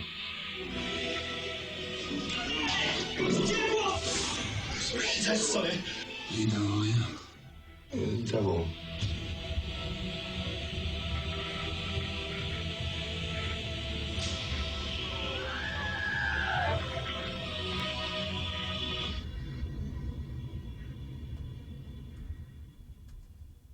All right, that is the trailer for Dead Man's Shoes. It's a British film. We've done a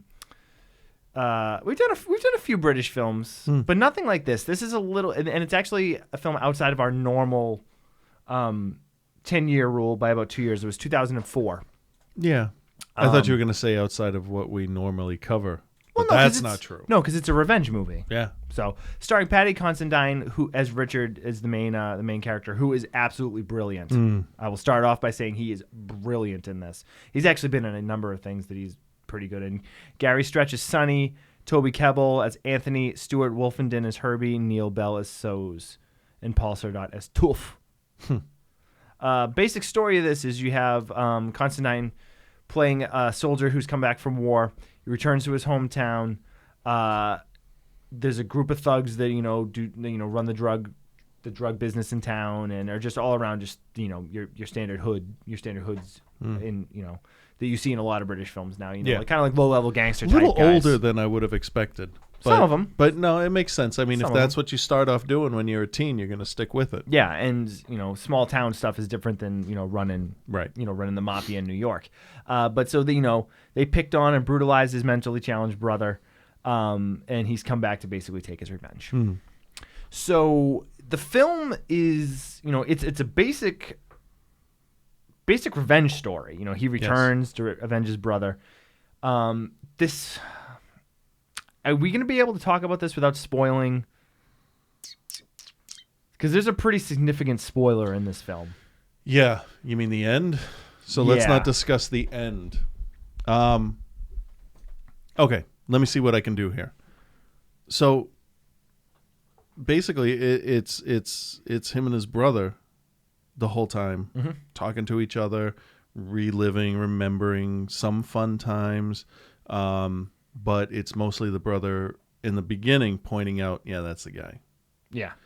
And then from there, the brilliant part of this movie is the way it gives you limited amounts of information. So it gives you what you need at the time. But it's not what you need. That's the thing, right? You'd never know the full story until, it's run its course. You think you have everything you need to know, but then there's always another piece of the puzzle being thrown in. Because more people get added in, they start fleshing out more of the gang. You see there's more people. At first you think it's one guy. Then you think it's two. Then you think it's four. Then there's like 9 people at the end. Yep. In the gang. And it is a very large group of people. And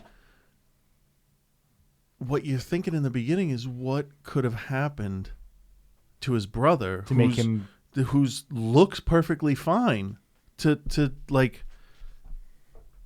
make this dude lose his shit. Absolutely lose his shit. Like we're not talking like I'm angry. Like he's mental. He's gone. And he's what the Richard character is it's a classic character. It's not it's same character you get from a 70s exploitation film. Just Constantine plays it with such a humanizing depth. Reminded me a little bit of like First Blood. Like, I'm back from war. You guys fucked me over. Good luck.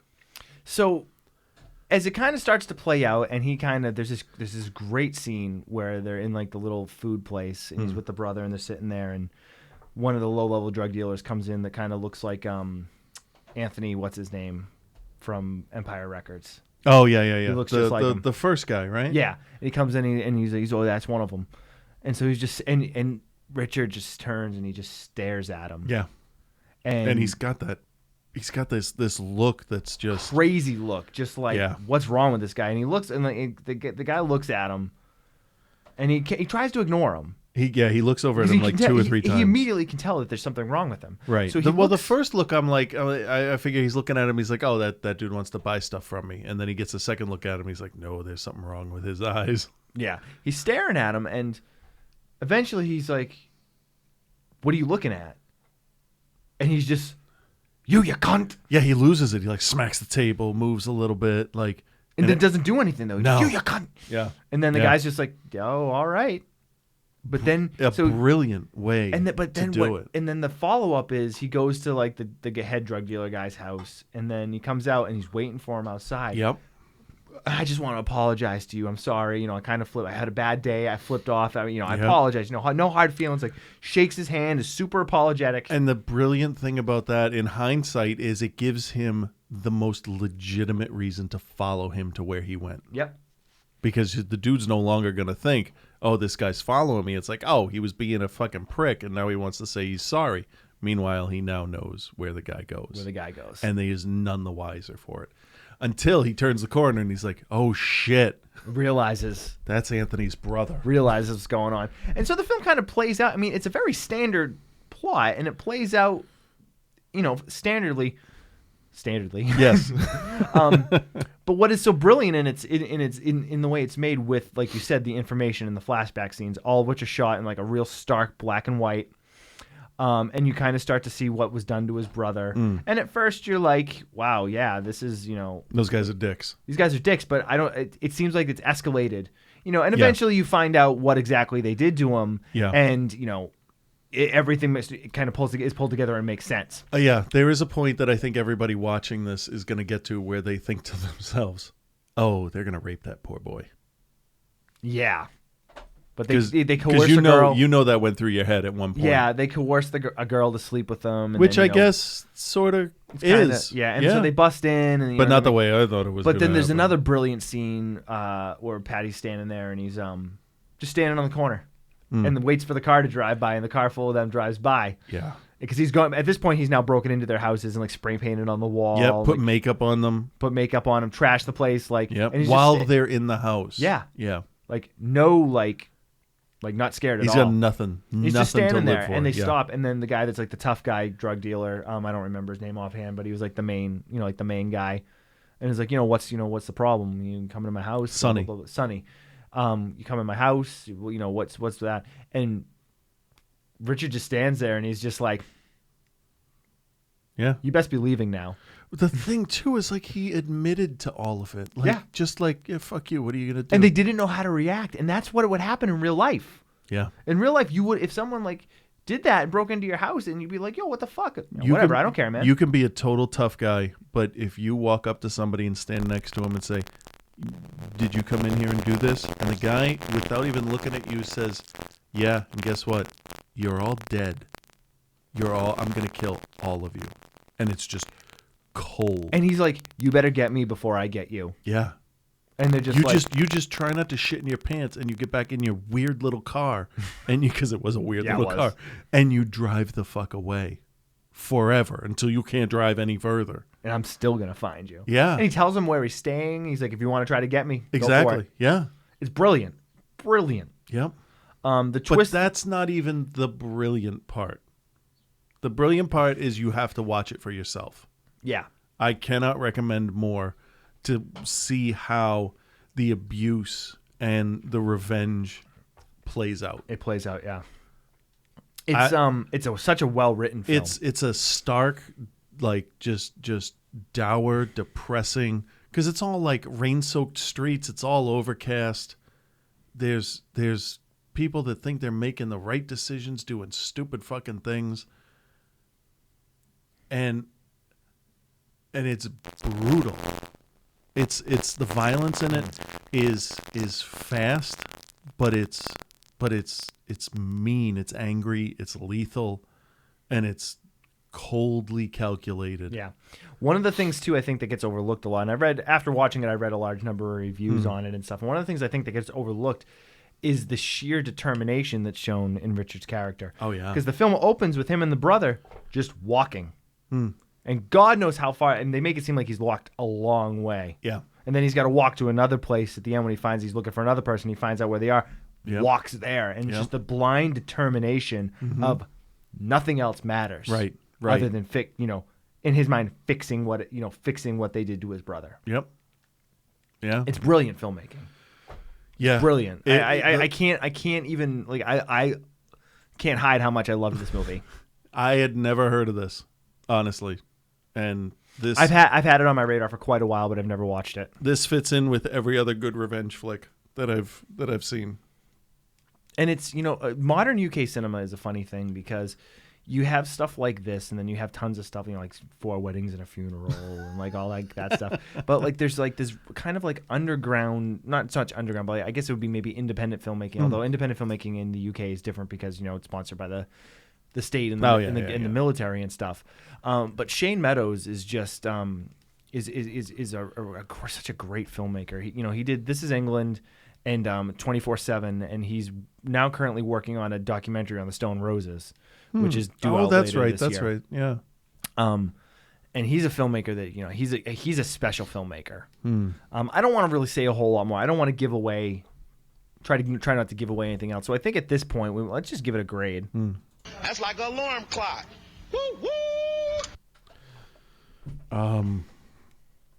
It's a rare movie that has a plot as singular as this one, and makes the sleazy characters just as sleazy as possible. And they're like ordinary, everyday characters too. Like these are dudes that you know. You'd pass by these guys on the street, absolutely.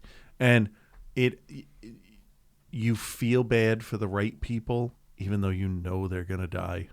You feel bad because you know that this guy is a flesh and blood Terminator. Yeah, he may talk to you and fuck with you a little bit, but if he's there in the room with you, you're dead. You're absolutely dead. He's an imposing. Both of the main guys are imposing, just scary fucking people to put on screen, and then you put them together.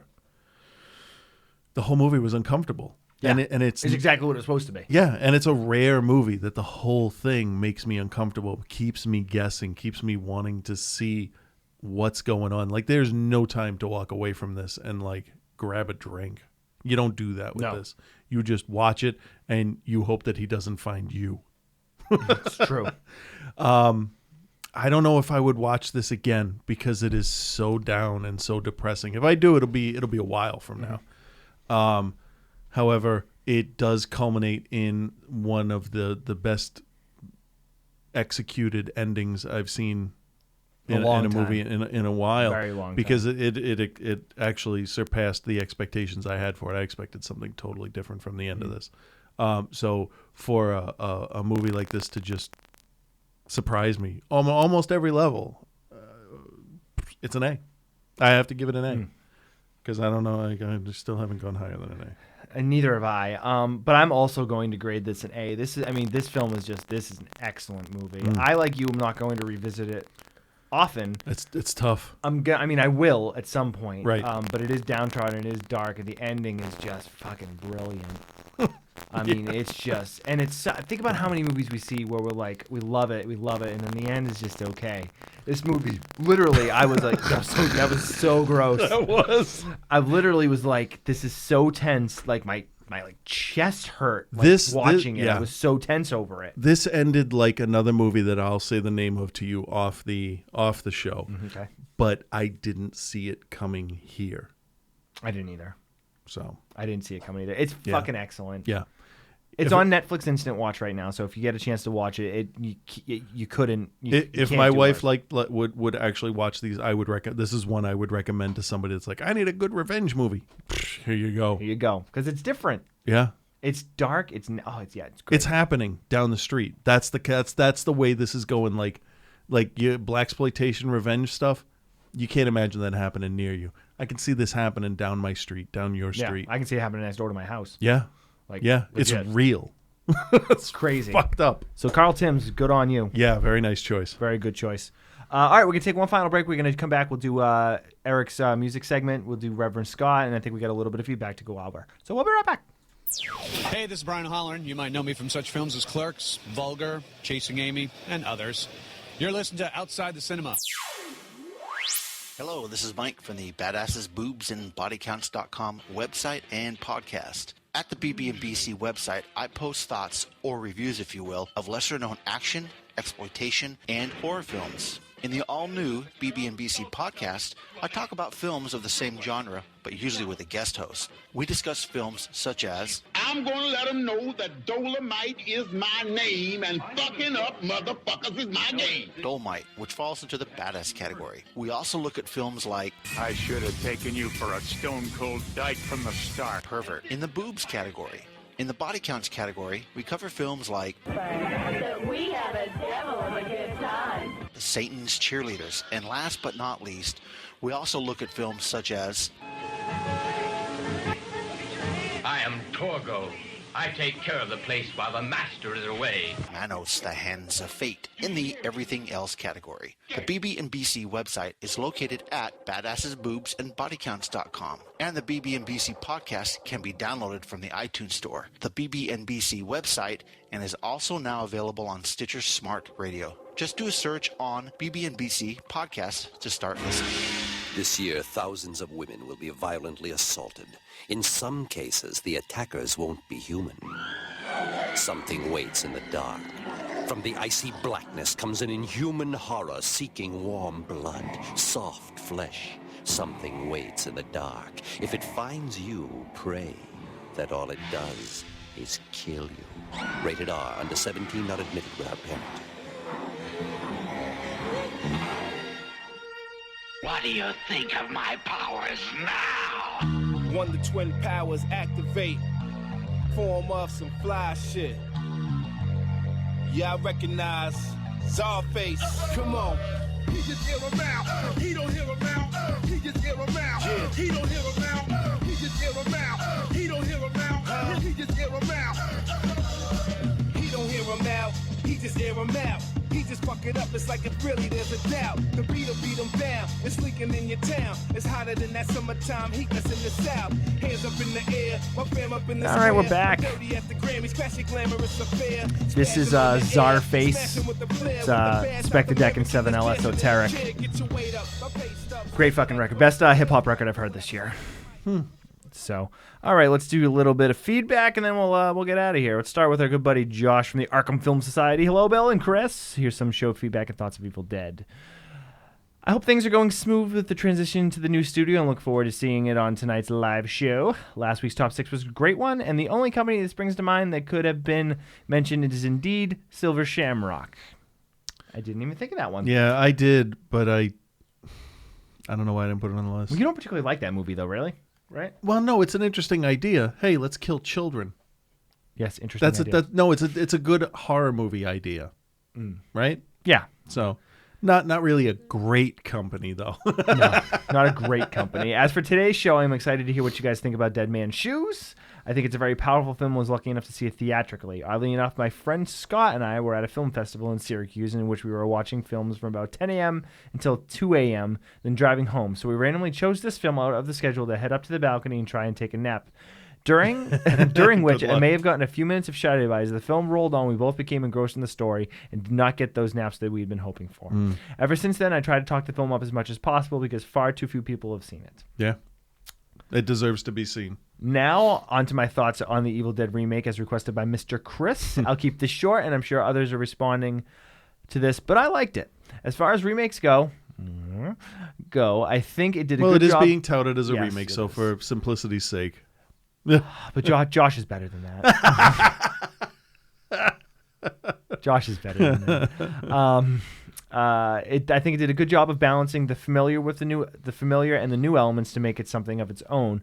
It had enough scares and gore to fill two average Hollywood horror films. I've heard some people complain about the characters being unlikable, but I did not have this problem and found them to be mostly likable or at least sympathetic, and was so perfectly content with the storyline of the remake. I totally skipped a line there. I'm sorry.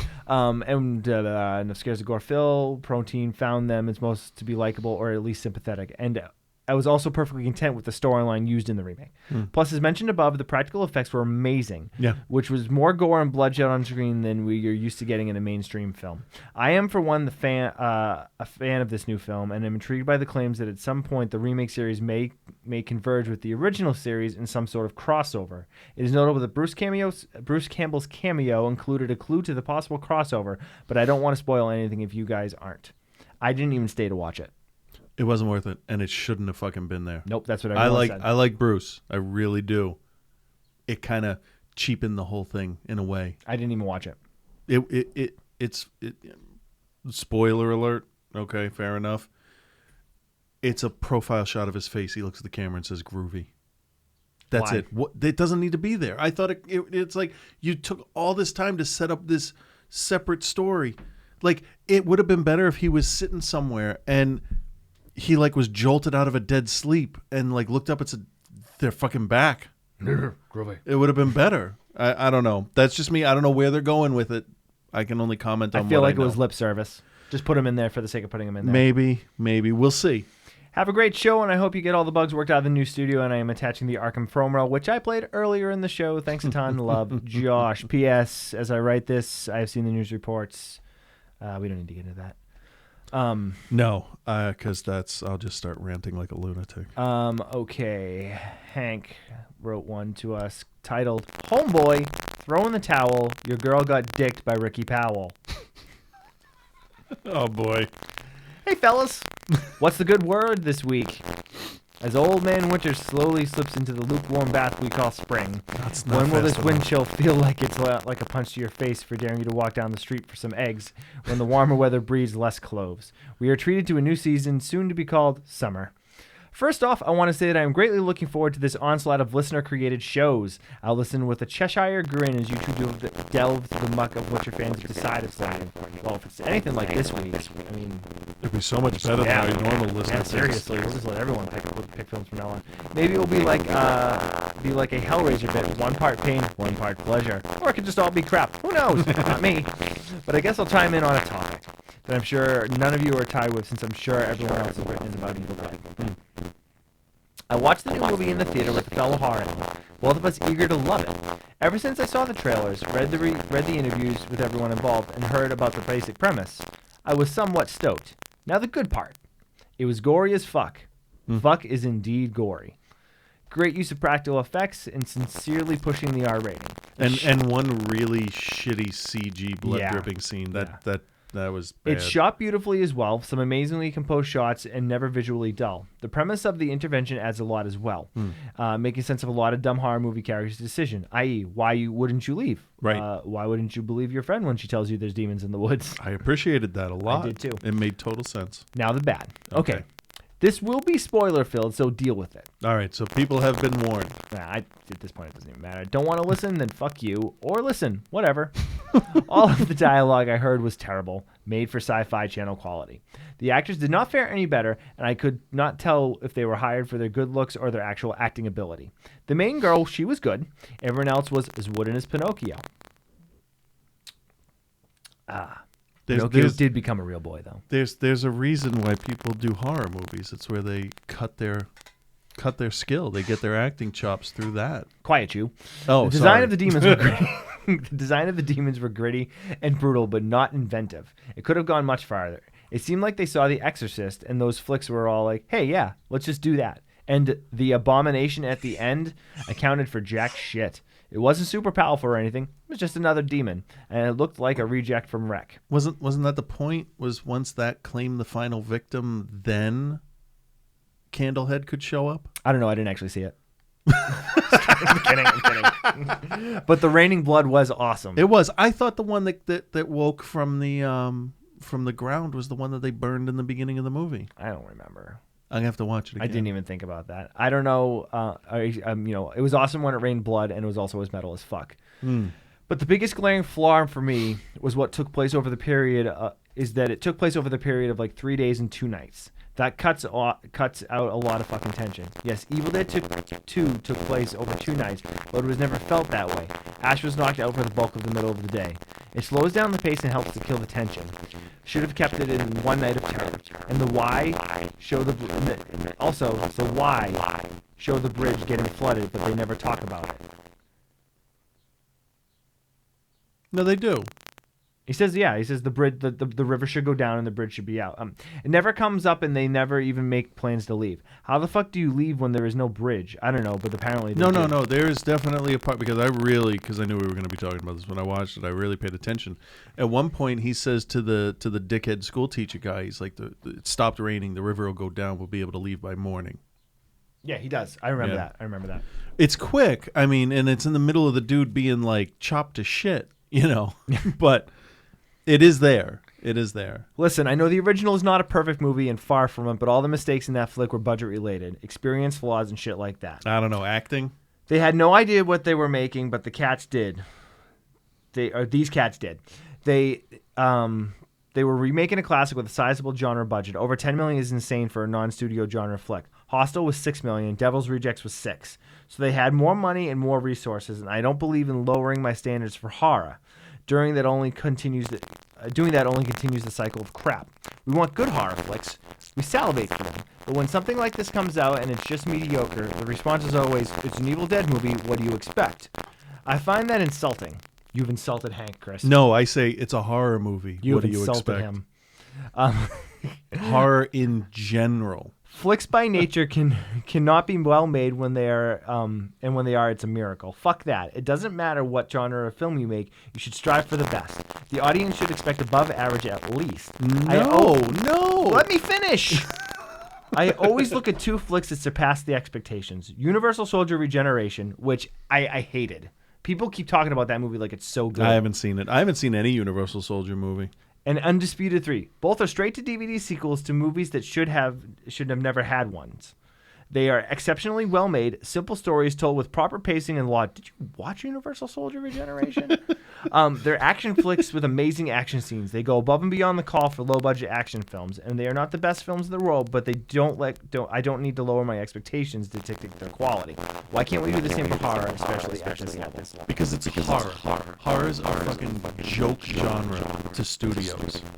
You gonna let me finish? No. Go ahead. Okay, I'm out. Hank Stanley, the Teddy Bears. Horror is not taken seriously. There was one horror movie that was ever taken seriously. The fucking Exorcist. That's it. Okay. I mean, seriously. What studios release horror in the middle of the summer? What is it? Show me a tentpole horror film. You don't get them. You get them in October and you get them in March. Because that's when there's shit to put out. So you put them out in March and April, January, February, September. You're not going to get, some people might say World War Z. Okay. I don't think World War Z is even going to be a horror movie. We'll see. It's a horror premise. Zombie apocalypse. Well, so was I Am Legend. I'm playing both sides of the fiddle. Yeah, no, but that wasn't even I Am Legend. That's insulting. Okay. But no, I can totally understand. But realistic expectations are the most important thing when you watch a movie. These are movies. They're made by people.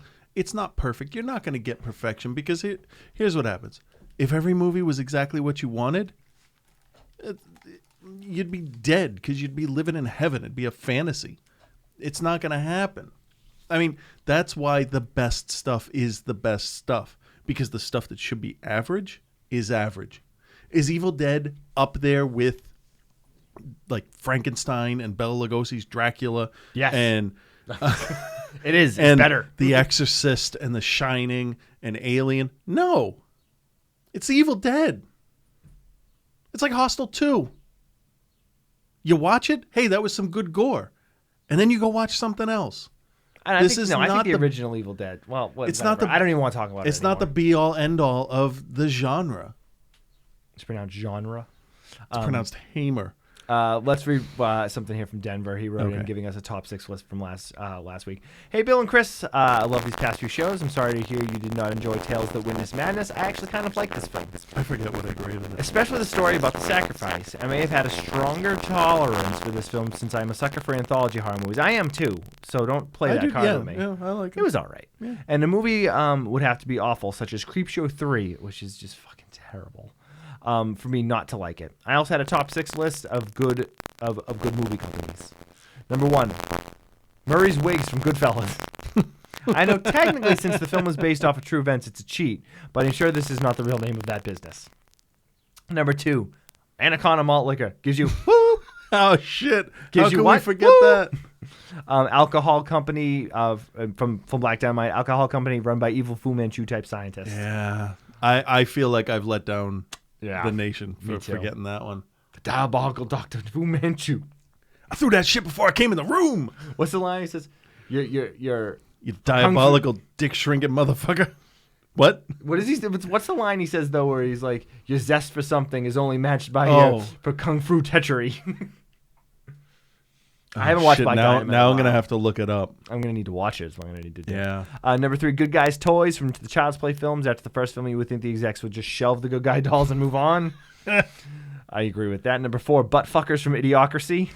Oh, will this be the future for Fuddruckers? Only time will tell. Depends how dumb people pronounce things. Number 5, Cobra Kai Dojo from The Karate Kid. Where else can you be trained in karate by a lunatic? With a pet snake that he takes into combat. 3 steps. And number 6, 6,000 Sucks from RoboCop. Oh, yeah. I can only assume the car company is Sucks. SUX. SUX, But why I yeah. chose that over OCP is the first off, I love the commercial with the dinosaur. Also seemed everyone in RoboCop's universe loves this car, from the mayor's aide who wants that particular car as part of his ransom and holding Yep. up the mayor hostage to Clarence Gang, who steal that brand of car on being released from jail. And then blow the shit up. Yeah, no kidding. I Well, love that's those it. sniper rifles. I was curious, have either of you seen the ABCs of Death yet? No? No. Me either. Why'd I say me either when I said no first? Your knowledge of scientific biological transmogrification is only outmatched by your zest for kung fu treachery. Gives you that Black Dynamite soundboard isn't available anymore. No? No. Oh, The you're gonna- website's still up, but it's not there. You're gonna have to rip your own then. Yeah. Oh man, great. More Evil Dead feedback. You knew this was gonna happen. Fucking Mike White too. Oh shit! So it's gonna make sense. Yeah, it's gonna be good opinions. Everybody else was dumb. Here's Mike. Mike White. Oh, that's not what we mean. Mike is one of the hosts of the projection booth, who we seem to might as well just should just start sending them the Kickstarter money because we love them so much. When I first heard about the Evil Dead remake, I swore that I wasn't going to see it. As a Detroiter / Michiganer, the Evil Dead holds a very special place in my heart. However, when I learned that Sam, Bruce, and Rob were producing the remake, I decided to give it a shot. I kind of knew I was in trouble when I went in to buy a ticket, and the girl behind this, I actually read this email. This story's a pretty good story. Okay. And the girl behind the counter asked me if I'd seen the original. When I assured her that I had many times, she rolled her eyes and said that she tried to watch it, but the film was just, and I quote, too old. Yeah, I've come across people like that. So I waddled up with my walker and slowly made my way into the theater, making sure not to fall and break a hip. Yeah, that's important. I don't know how good of a judge I can be of the new movies, as the original 3 films kind of are ingrained in my brain. I enjoyed the initial nods, the Michigan State sweatshirt, the rusted out Delta, and etc. The necklace on the ground was in the same pattern. I like that. That was a nice little touch. But I couldn't stop thinking about the originals as the movie started going. As they revealed the book, I began doing the Kandarian chant. As people get possessed, I began saying, I'll swallow your soul, I'll swallow your soul. Read it like this, I'll swallow your soul, I'll swallow your soul. And when they fought in the suddenly watery basement, it flooded, it rained. He says, Yeah. what the fuck, question mark. It rained for like 2 days straight, like massive downpours. Yeah. That's why it flooded. Duh, Mike. I was heard to say, yo, she bitch, let's go. And how many times did I say work shed? Too many times to count. But wasn't that all from part 2? Okay. Having seen Cabin in the Woods again recently, I chuckled quite a bit when they discussed it needing 5 souls to bring Shitan into the world, and that it would rain blood afterwards. I don't know if they solved that problem or not by the end of the film. I only know that if a Jeep falls on my hand, that I can't simply move away and it will rip off, kind of like a lizard's tail. I also know that the cameo by Bruce Campbell at the end of the film was incredibly out of place. Thank you. I was reminded a lot when I saw the horrible reimagining of Charlie and the Chocolate Factory, where I couldn't help but think of Gene Wilder's lines on the Anthony Newell songs, and how much more I like those versions. If anything, I wish I would have made a movie version of the Evil Dead musical, which also kind of melds the original 3 films together, but it does it in a much smarter way and with catchy tunes too. Your pal, Mike. Okay. All good points. Yeah. But you know what? There's going to be people out there that like stuff. There's going to be people out there that don't. See, I don't hold the original films that closely to heart, which is probably why I was able to separate them. If they were trying to remake Evil Dead 2 and tried the comedy, I don't know who it would work with. It's a different story, That's which is the why thing. they didn't do that. Yeah. And it makes more sense when you do Evil Dead 2 that she'll come back, you know? And it won't be with the same group of people. I'm expecting Evil Dead 2 to be more of an Aliens kind of movie. Right. Like, we're going to go in ready for this shit. Read the book. I got my gun. Let's fucking go. That kind of thing. Moving on. Our good bud Ed Yerky Robbins writes in, great companies of White Zombie. Bill, Chris, Eric, E. Scott. Here are 6 more great companies. Number 6, Truth and Soul, Inc., a major ad firm electing a black executive just a few years after the Civil Rights Movement would have been groundbreaking enough, but Putney Swope transformed the company and our country swiftly and radically. Wait, are these real companies? I don't think so. Go ahead. Number 5, Top 5 Records. As a music fan, I've always wanted to make a pilgrimage to Chicago's championship vinyl. Store owner Rob Gordon saved me a hefty plane ticket when he funded the top 5 records and made his encyclopedic knowledge music available to the masses. Number 4, By and Large. At first glance, nothing about this retail giant should appeal to me, but you can't deny that they've been there for centuries. Ever that crap ton planet Earth bit of dust. CEO Shelby Forthright seems like such a real person to me. His relentless optimism is appreciated as his adorable robots. Number 3, InGen, one of the dismissed companies on your list, I think unfairly. Isla Nebula was a tragedy. What? Go ahead. I know. Was Isla Nebular. You can read it in English. I think it's Cloud Island. Isla Nebular was a tragedy that may have been prevented. They had they outsourced park management to Disney, Six Flags, or even Universal. But when it comes to their core business and breathtaking research, they spared no expense. Nice. Number use of 2, the catchphrase. Lugal. The name's a bit strange, but founder Lou Dorchin has been able to predict the future of networking technology with incredible accuracy. From the original Lugal search engine to Lmail, LuTube, and even Landroid mobile phones.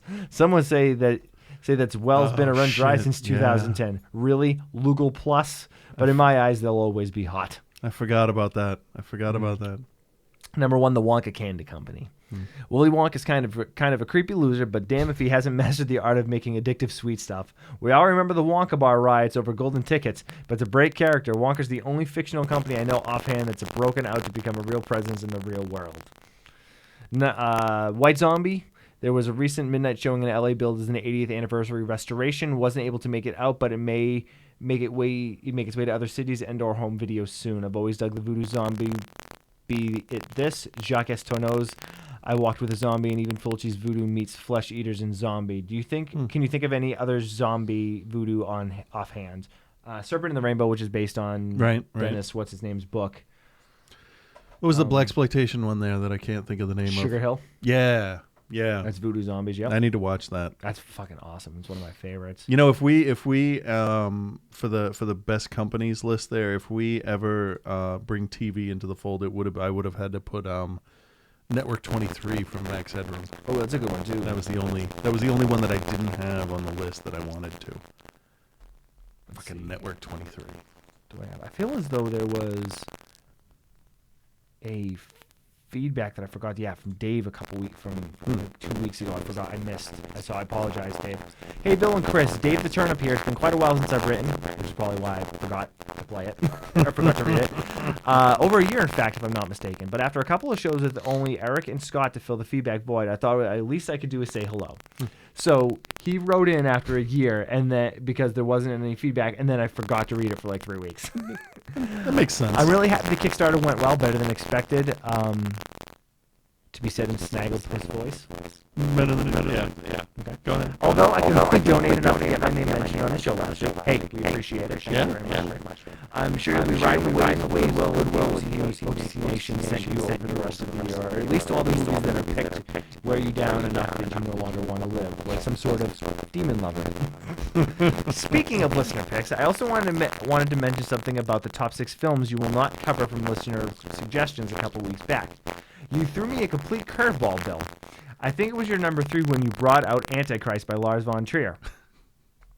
Okay. And instantly clicked, holy shit, I know what Bill's number 1 is going to be. Well, to my surprise, not only was this film not your number 1, but it wasn't even mentioned or an honorable mention. That film, of course, is Eden Lake. Oh. So true. I'm amazed it was nowhere on your list considering the venom you have for the movie. Perhaps you forgot about it. Yeah, I had actually. Oh, well, congrats. Keep the entertainment coming. We'll see what I can do to write a little more this year, Dave. Yeah, I still want to fight the director. Yeah. I still need to watch that just so I understand what you guys are talking about. Let's see if there's anything else I missed. Cool. All right, let's play Eric's. Oh, I've got, no, wait, not yet. Oh, no? I've got feedback here. Oh. One MP3 to play.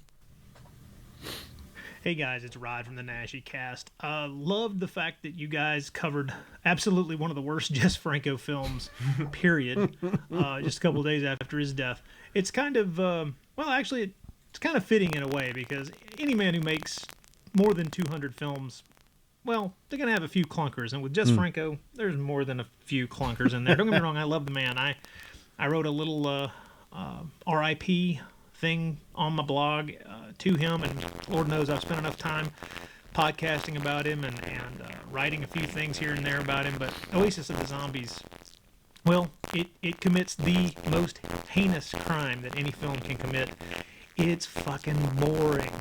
Oasis of the Zombies is like watching paint dry grass grow or hair flake off of your own flesh. It's awful. But you powered through it. You gave it the appropriate F grade. There's really no other way to go with it. And I'm proud of you for that. And also, very nice to see you guys cover White Zombie. Love that movie. It's a really neat film. It really is kind of basically right on the cusp of cinema moving from silent to talkies. And it's really effective. Lugosi in that is really amazing. I had not heard that idea that maybe he directed chunks of it, or maybe the whole thing. That's an interesting perspective. I had not, obviously not done my research on White Zombie well enough, but loving you guys cover things like that. I did them back in the 30s and 40s occasionally. It's kind of neat for you folks. It's really kind of out of your ballpark, but it's fun. I love hearing what you guys think about that stuff. I wanted to clarify when I called in about the Chuck Norris stuff. When I say that, I don't think all Chuck Norris movies are bad. There's a difference to me between a movie that you're laughing at and a movie you're laughing with. Something like Lone Wolf McQuade. I think everybody making that was smart enough to know that they were making a modern day spaghetti western, and they were playing with that genre and kind of catapulting it into modern day. And they were aware of what they were doing, and there's kind of a wink, wink, nudge, nudge aspect to it, a kind of meta, aren't we having fun with this kind of thing, which is why I think one of the reasons why I think Lone Wolf McQuade works as well as it does. But in a lot of other films, like Invasion USA, I'm not altogether sure that the filmmakers were really in on the joke all the time, because that's where you get into the laughing at as opposed to laughing with. I'm laughing with Lone Wolf McQuade. It's clear these folks are aware of what they're doing, and they're just doing it pretty damn well. Whereas in other films, it's not so clear that the filmmakers were aware. Well, it's like watching a Michael Bay film. Michael Bay does not have the slightest idea that he is making shit. I mean, he does not know just how bad the, say, Transformers movies are. I'm laughing at it. Actually, I'm just being appalled and never making it through one of the damn things. But you get my point. But see, I enjoy both kinds of films. I love those kind of films. I love that kind of stuff. It's, hell, I get a big kick out of watching You're the Hunter from the Future. So you know I'm laughing at and with simultaneously with that damn film, because filmmakers are smart enough to know what they're doing, but at the same time, they're also kind of, well, they made You're the Hunter from the Future. They're crazy. Antonio Margaretti, I love you, but wow. Of course, it's a great film. Anyway, that's kind of where I was coming from with the whole Chuck Norris thing, is the whole laughing at versus laughing with. I like both, but Missing in Action is still kind of boring. At least, I think so. And so is Delta Force. Man, Delta Force is kind of freaking dull. When I'm more interested in the motherfucker's hair, Jesus Christ. Anyway, I give it up and I move on. Guys, thank you for doing the show. You're doing wonderful, wonderful stuff, and I love it. Bill, I hope you don't hate me. I don't hate you. I just don't fucking like you. You know, I don't think Michael Bay gives a crap what he makes, as long as he's making billions of dollars. I think for Michael movie Bay has a better studios. sense of humor than people think he does. That commercial where his grill explodes and like the pool explodes, he knows what he does. He makes fucking Skittles. That's Everyone's what he's talking making. about static, which I don't hear any of. No. It's interesting. I was reading that, but I didn't want to interrupt anything. Yeah, the last Transformers movie was just a mess of special effects. Like, if you took George Lucas and let him physically fuck a computer, that is what you would get as the child coming out. ILM splooge all over the screen. It was awful, the last Transformer. Like, why do robots that can turn into spaceships need fucking spaceships? That was a cartoon, too, but that shit never made sense. You don't need aircraft. But anyway... The first Transformers was watchable, and they got progressively worse after that. But Michael Bay has made some decent action flicks in the 90s. I want to see Pain and Gain. I think Pain and Gain I'll looks watch great. it. I'll watch it. You know. All right, we gotta rein this in. All right, let's play Eric's music segment for the week. I believe we're talking about some DIY comps or something. I don't know. We'll find out in a sec.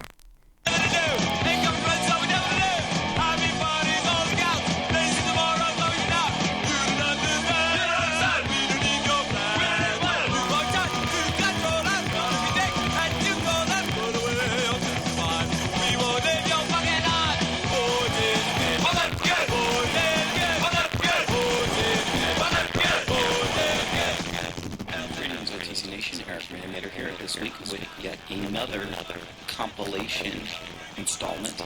This week talking about the Someone's Gonna Get Their Head to Believe in Something compilation, which is actually a CD that combines the Someone Got Their Head Kicked In and Something to Believe In compilations from 1982 and 1984 respectively. Apparently there were additional tracks on the original compilations, but it's likely that rights issues kept them from being used. Released by BYO Records. BYO stood for Better Youth Organization, and it was the label and organization formed by the Youth Brigade, who we have been listening to thus far. Notable punk bands included on the compilation, such as Battalion of Saints, Bad Religion, Social Distortion, and The Adolescents. As always, I'm going to try and play some lesser-known groups, so let's take a listen.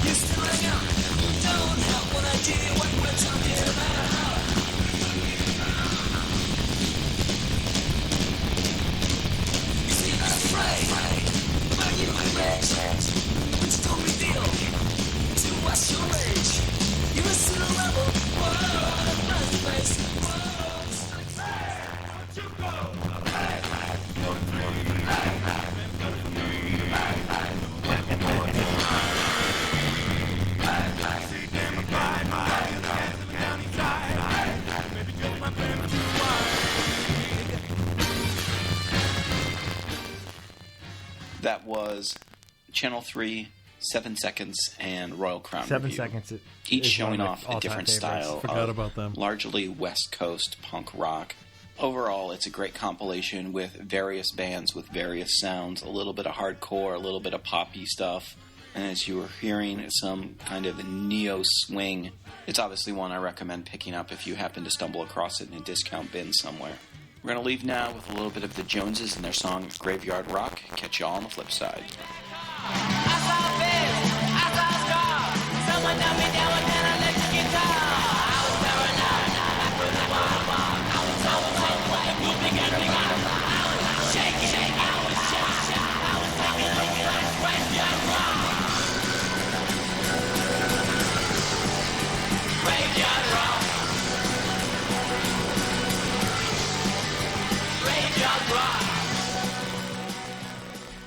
All right.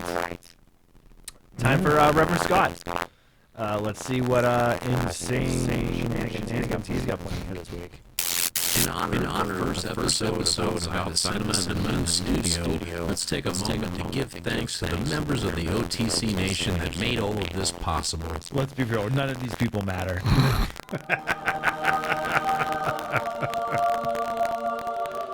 Sounds about right. Unfortunately. Holy shit. Reverend Scott. Fucking 7:30 already? Jesus. Yeah, what happened? We started late, that's what happened. And we did a full 2-hour show.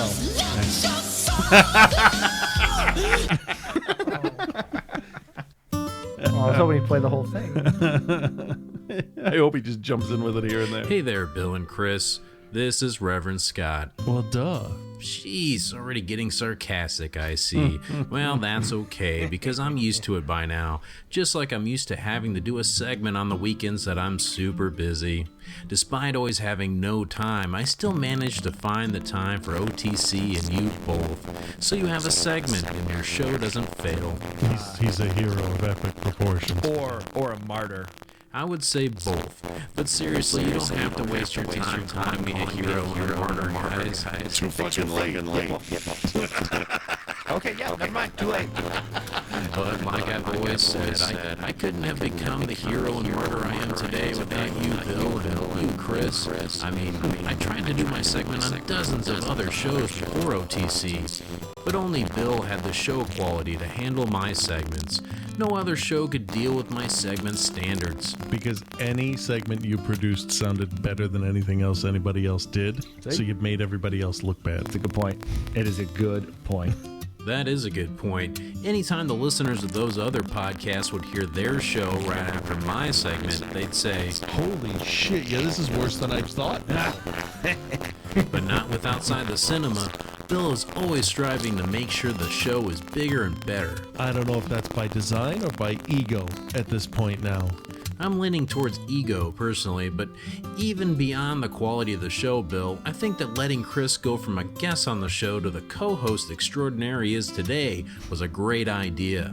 I don't know if anyone else on the show would have opposed that idea, but Chris was very determined to get that promotion. I will step on your fucking throat to get a promotion. Yeah, and fucking throat step he did, all the way to the laptop on the TV tray.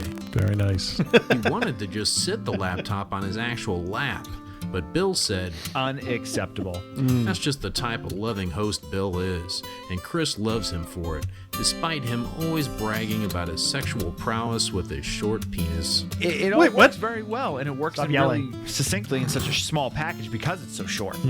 But I think it's the dynamic of this show that made everyone want to donate to make it even better, even after they found out that 90% of the money wasn't going to the show at all because Chris had other plans. No, fuck that, I want to be rich. We all still love you guys, though, and we are all excited about the future of OTC, but mainly the future of my segment, because everyone knows Bill and Chris love nothing more than Holy Shit with Reverend Scott. I mean, I love trash. Ungrudgingly, like, unrepentant in its horribleness. Yeah, it's bad. I mean, it's bad. Yeah. Okay, that's enough praising me for one night. Peace and love, guys. Outside the Cinema, making podcasts for over 5 years. Yeah. You didn't say make it good. You just said make it. That asshole. That fucking asshole. Yeah. All right, well, I guess that's the show for this week. Yeah.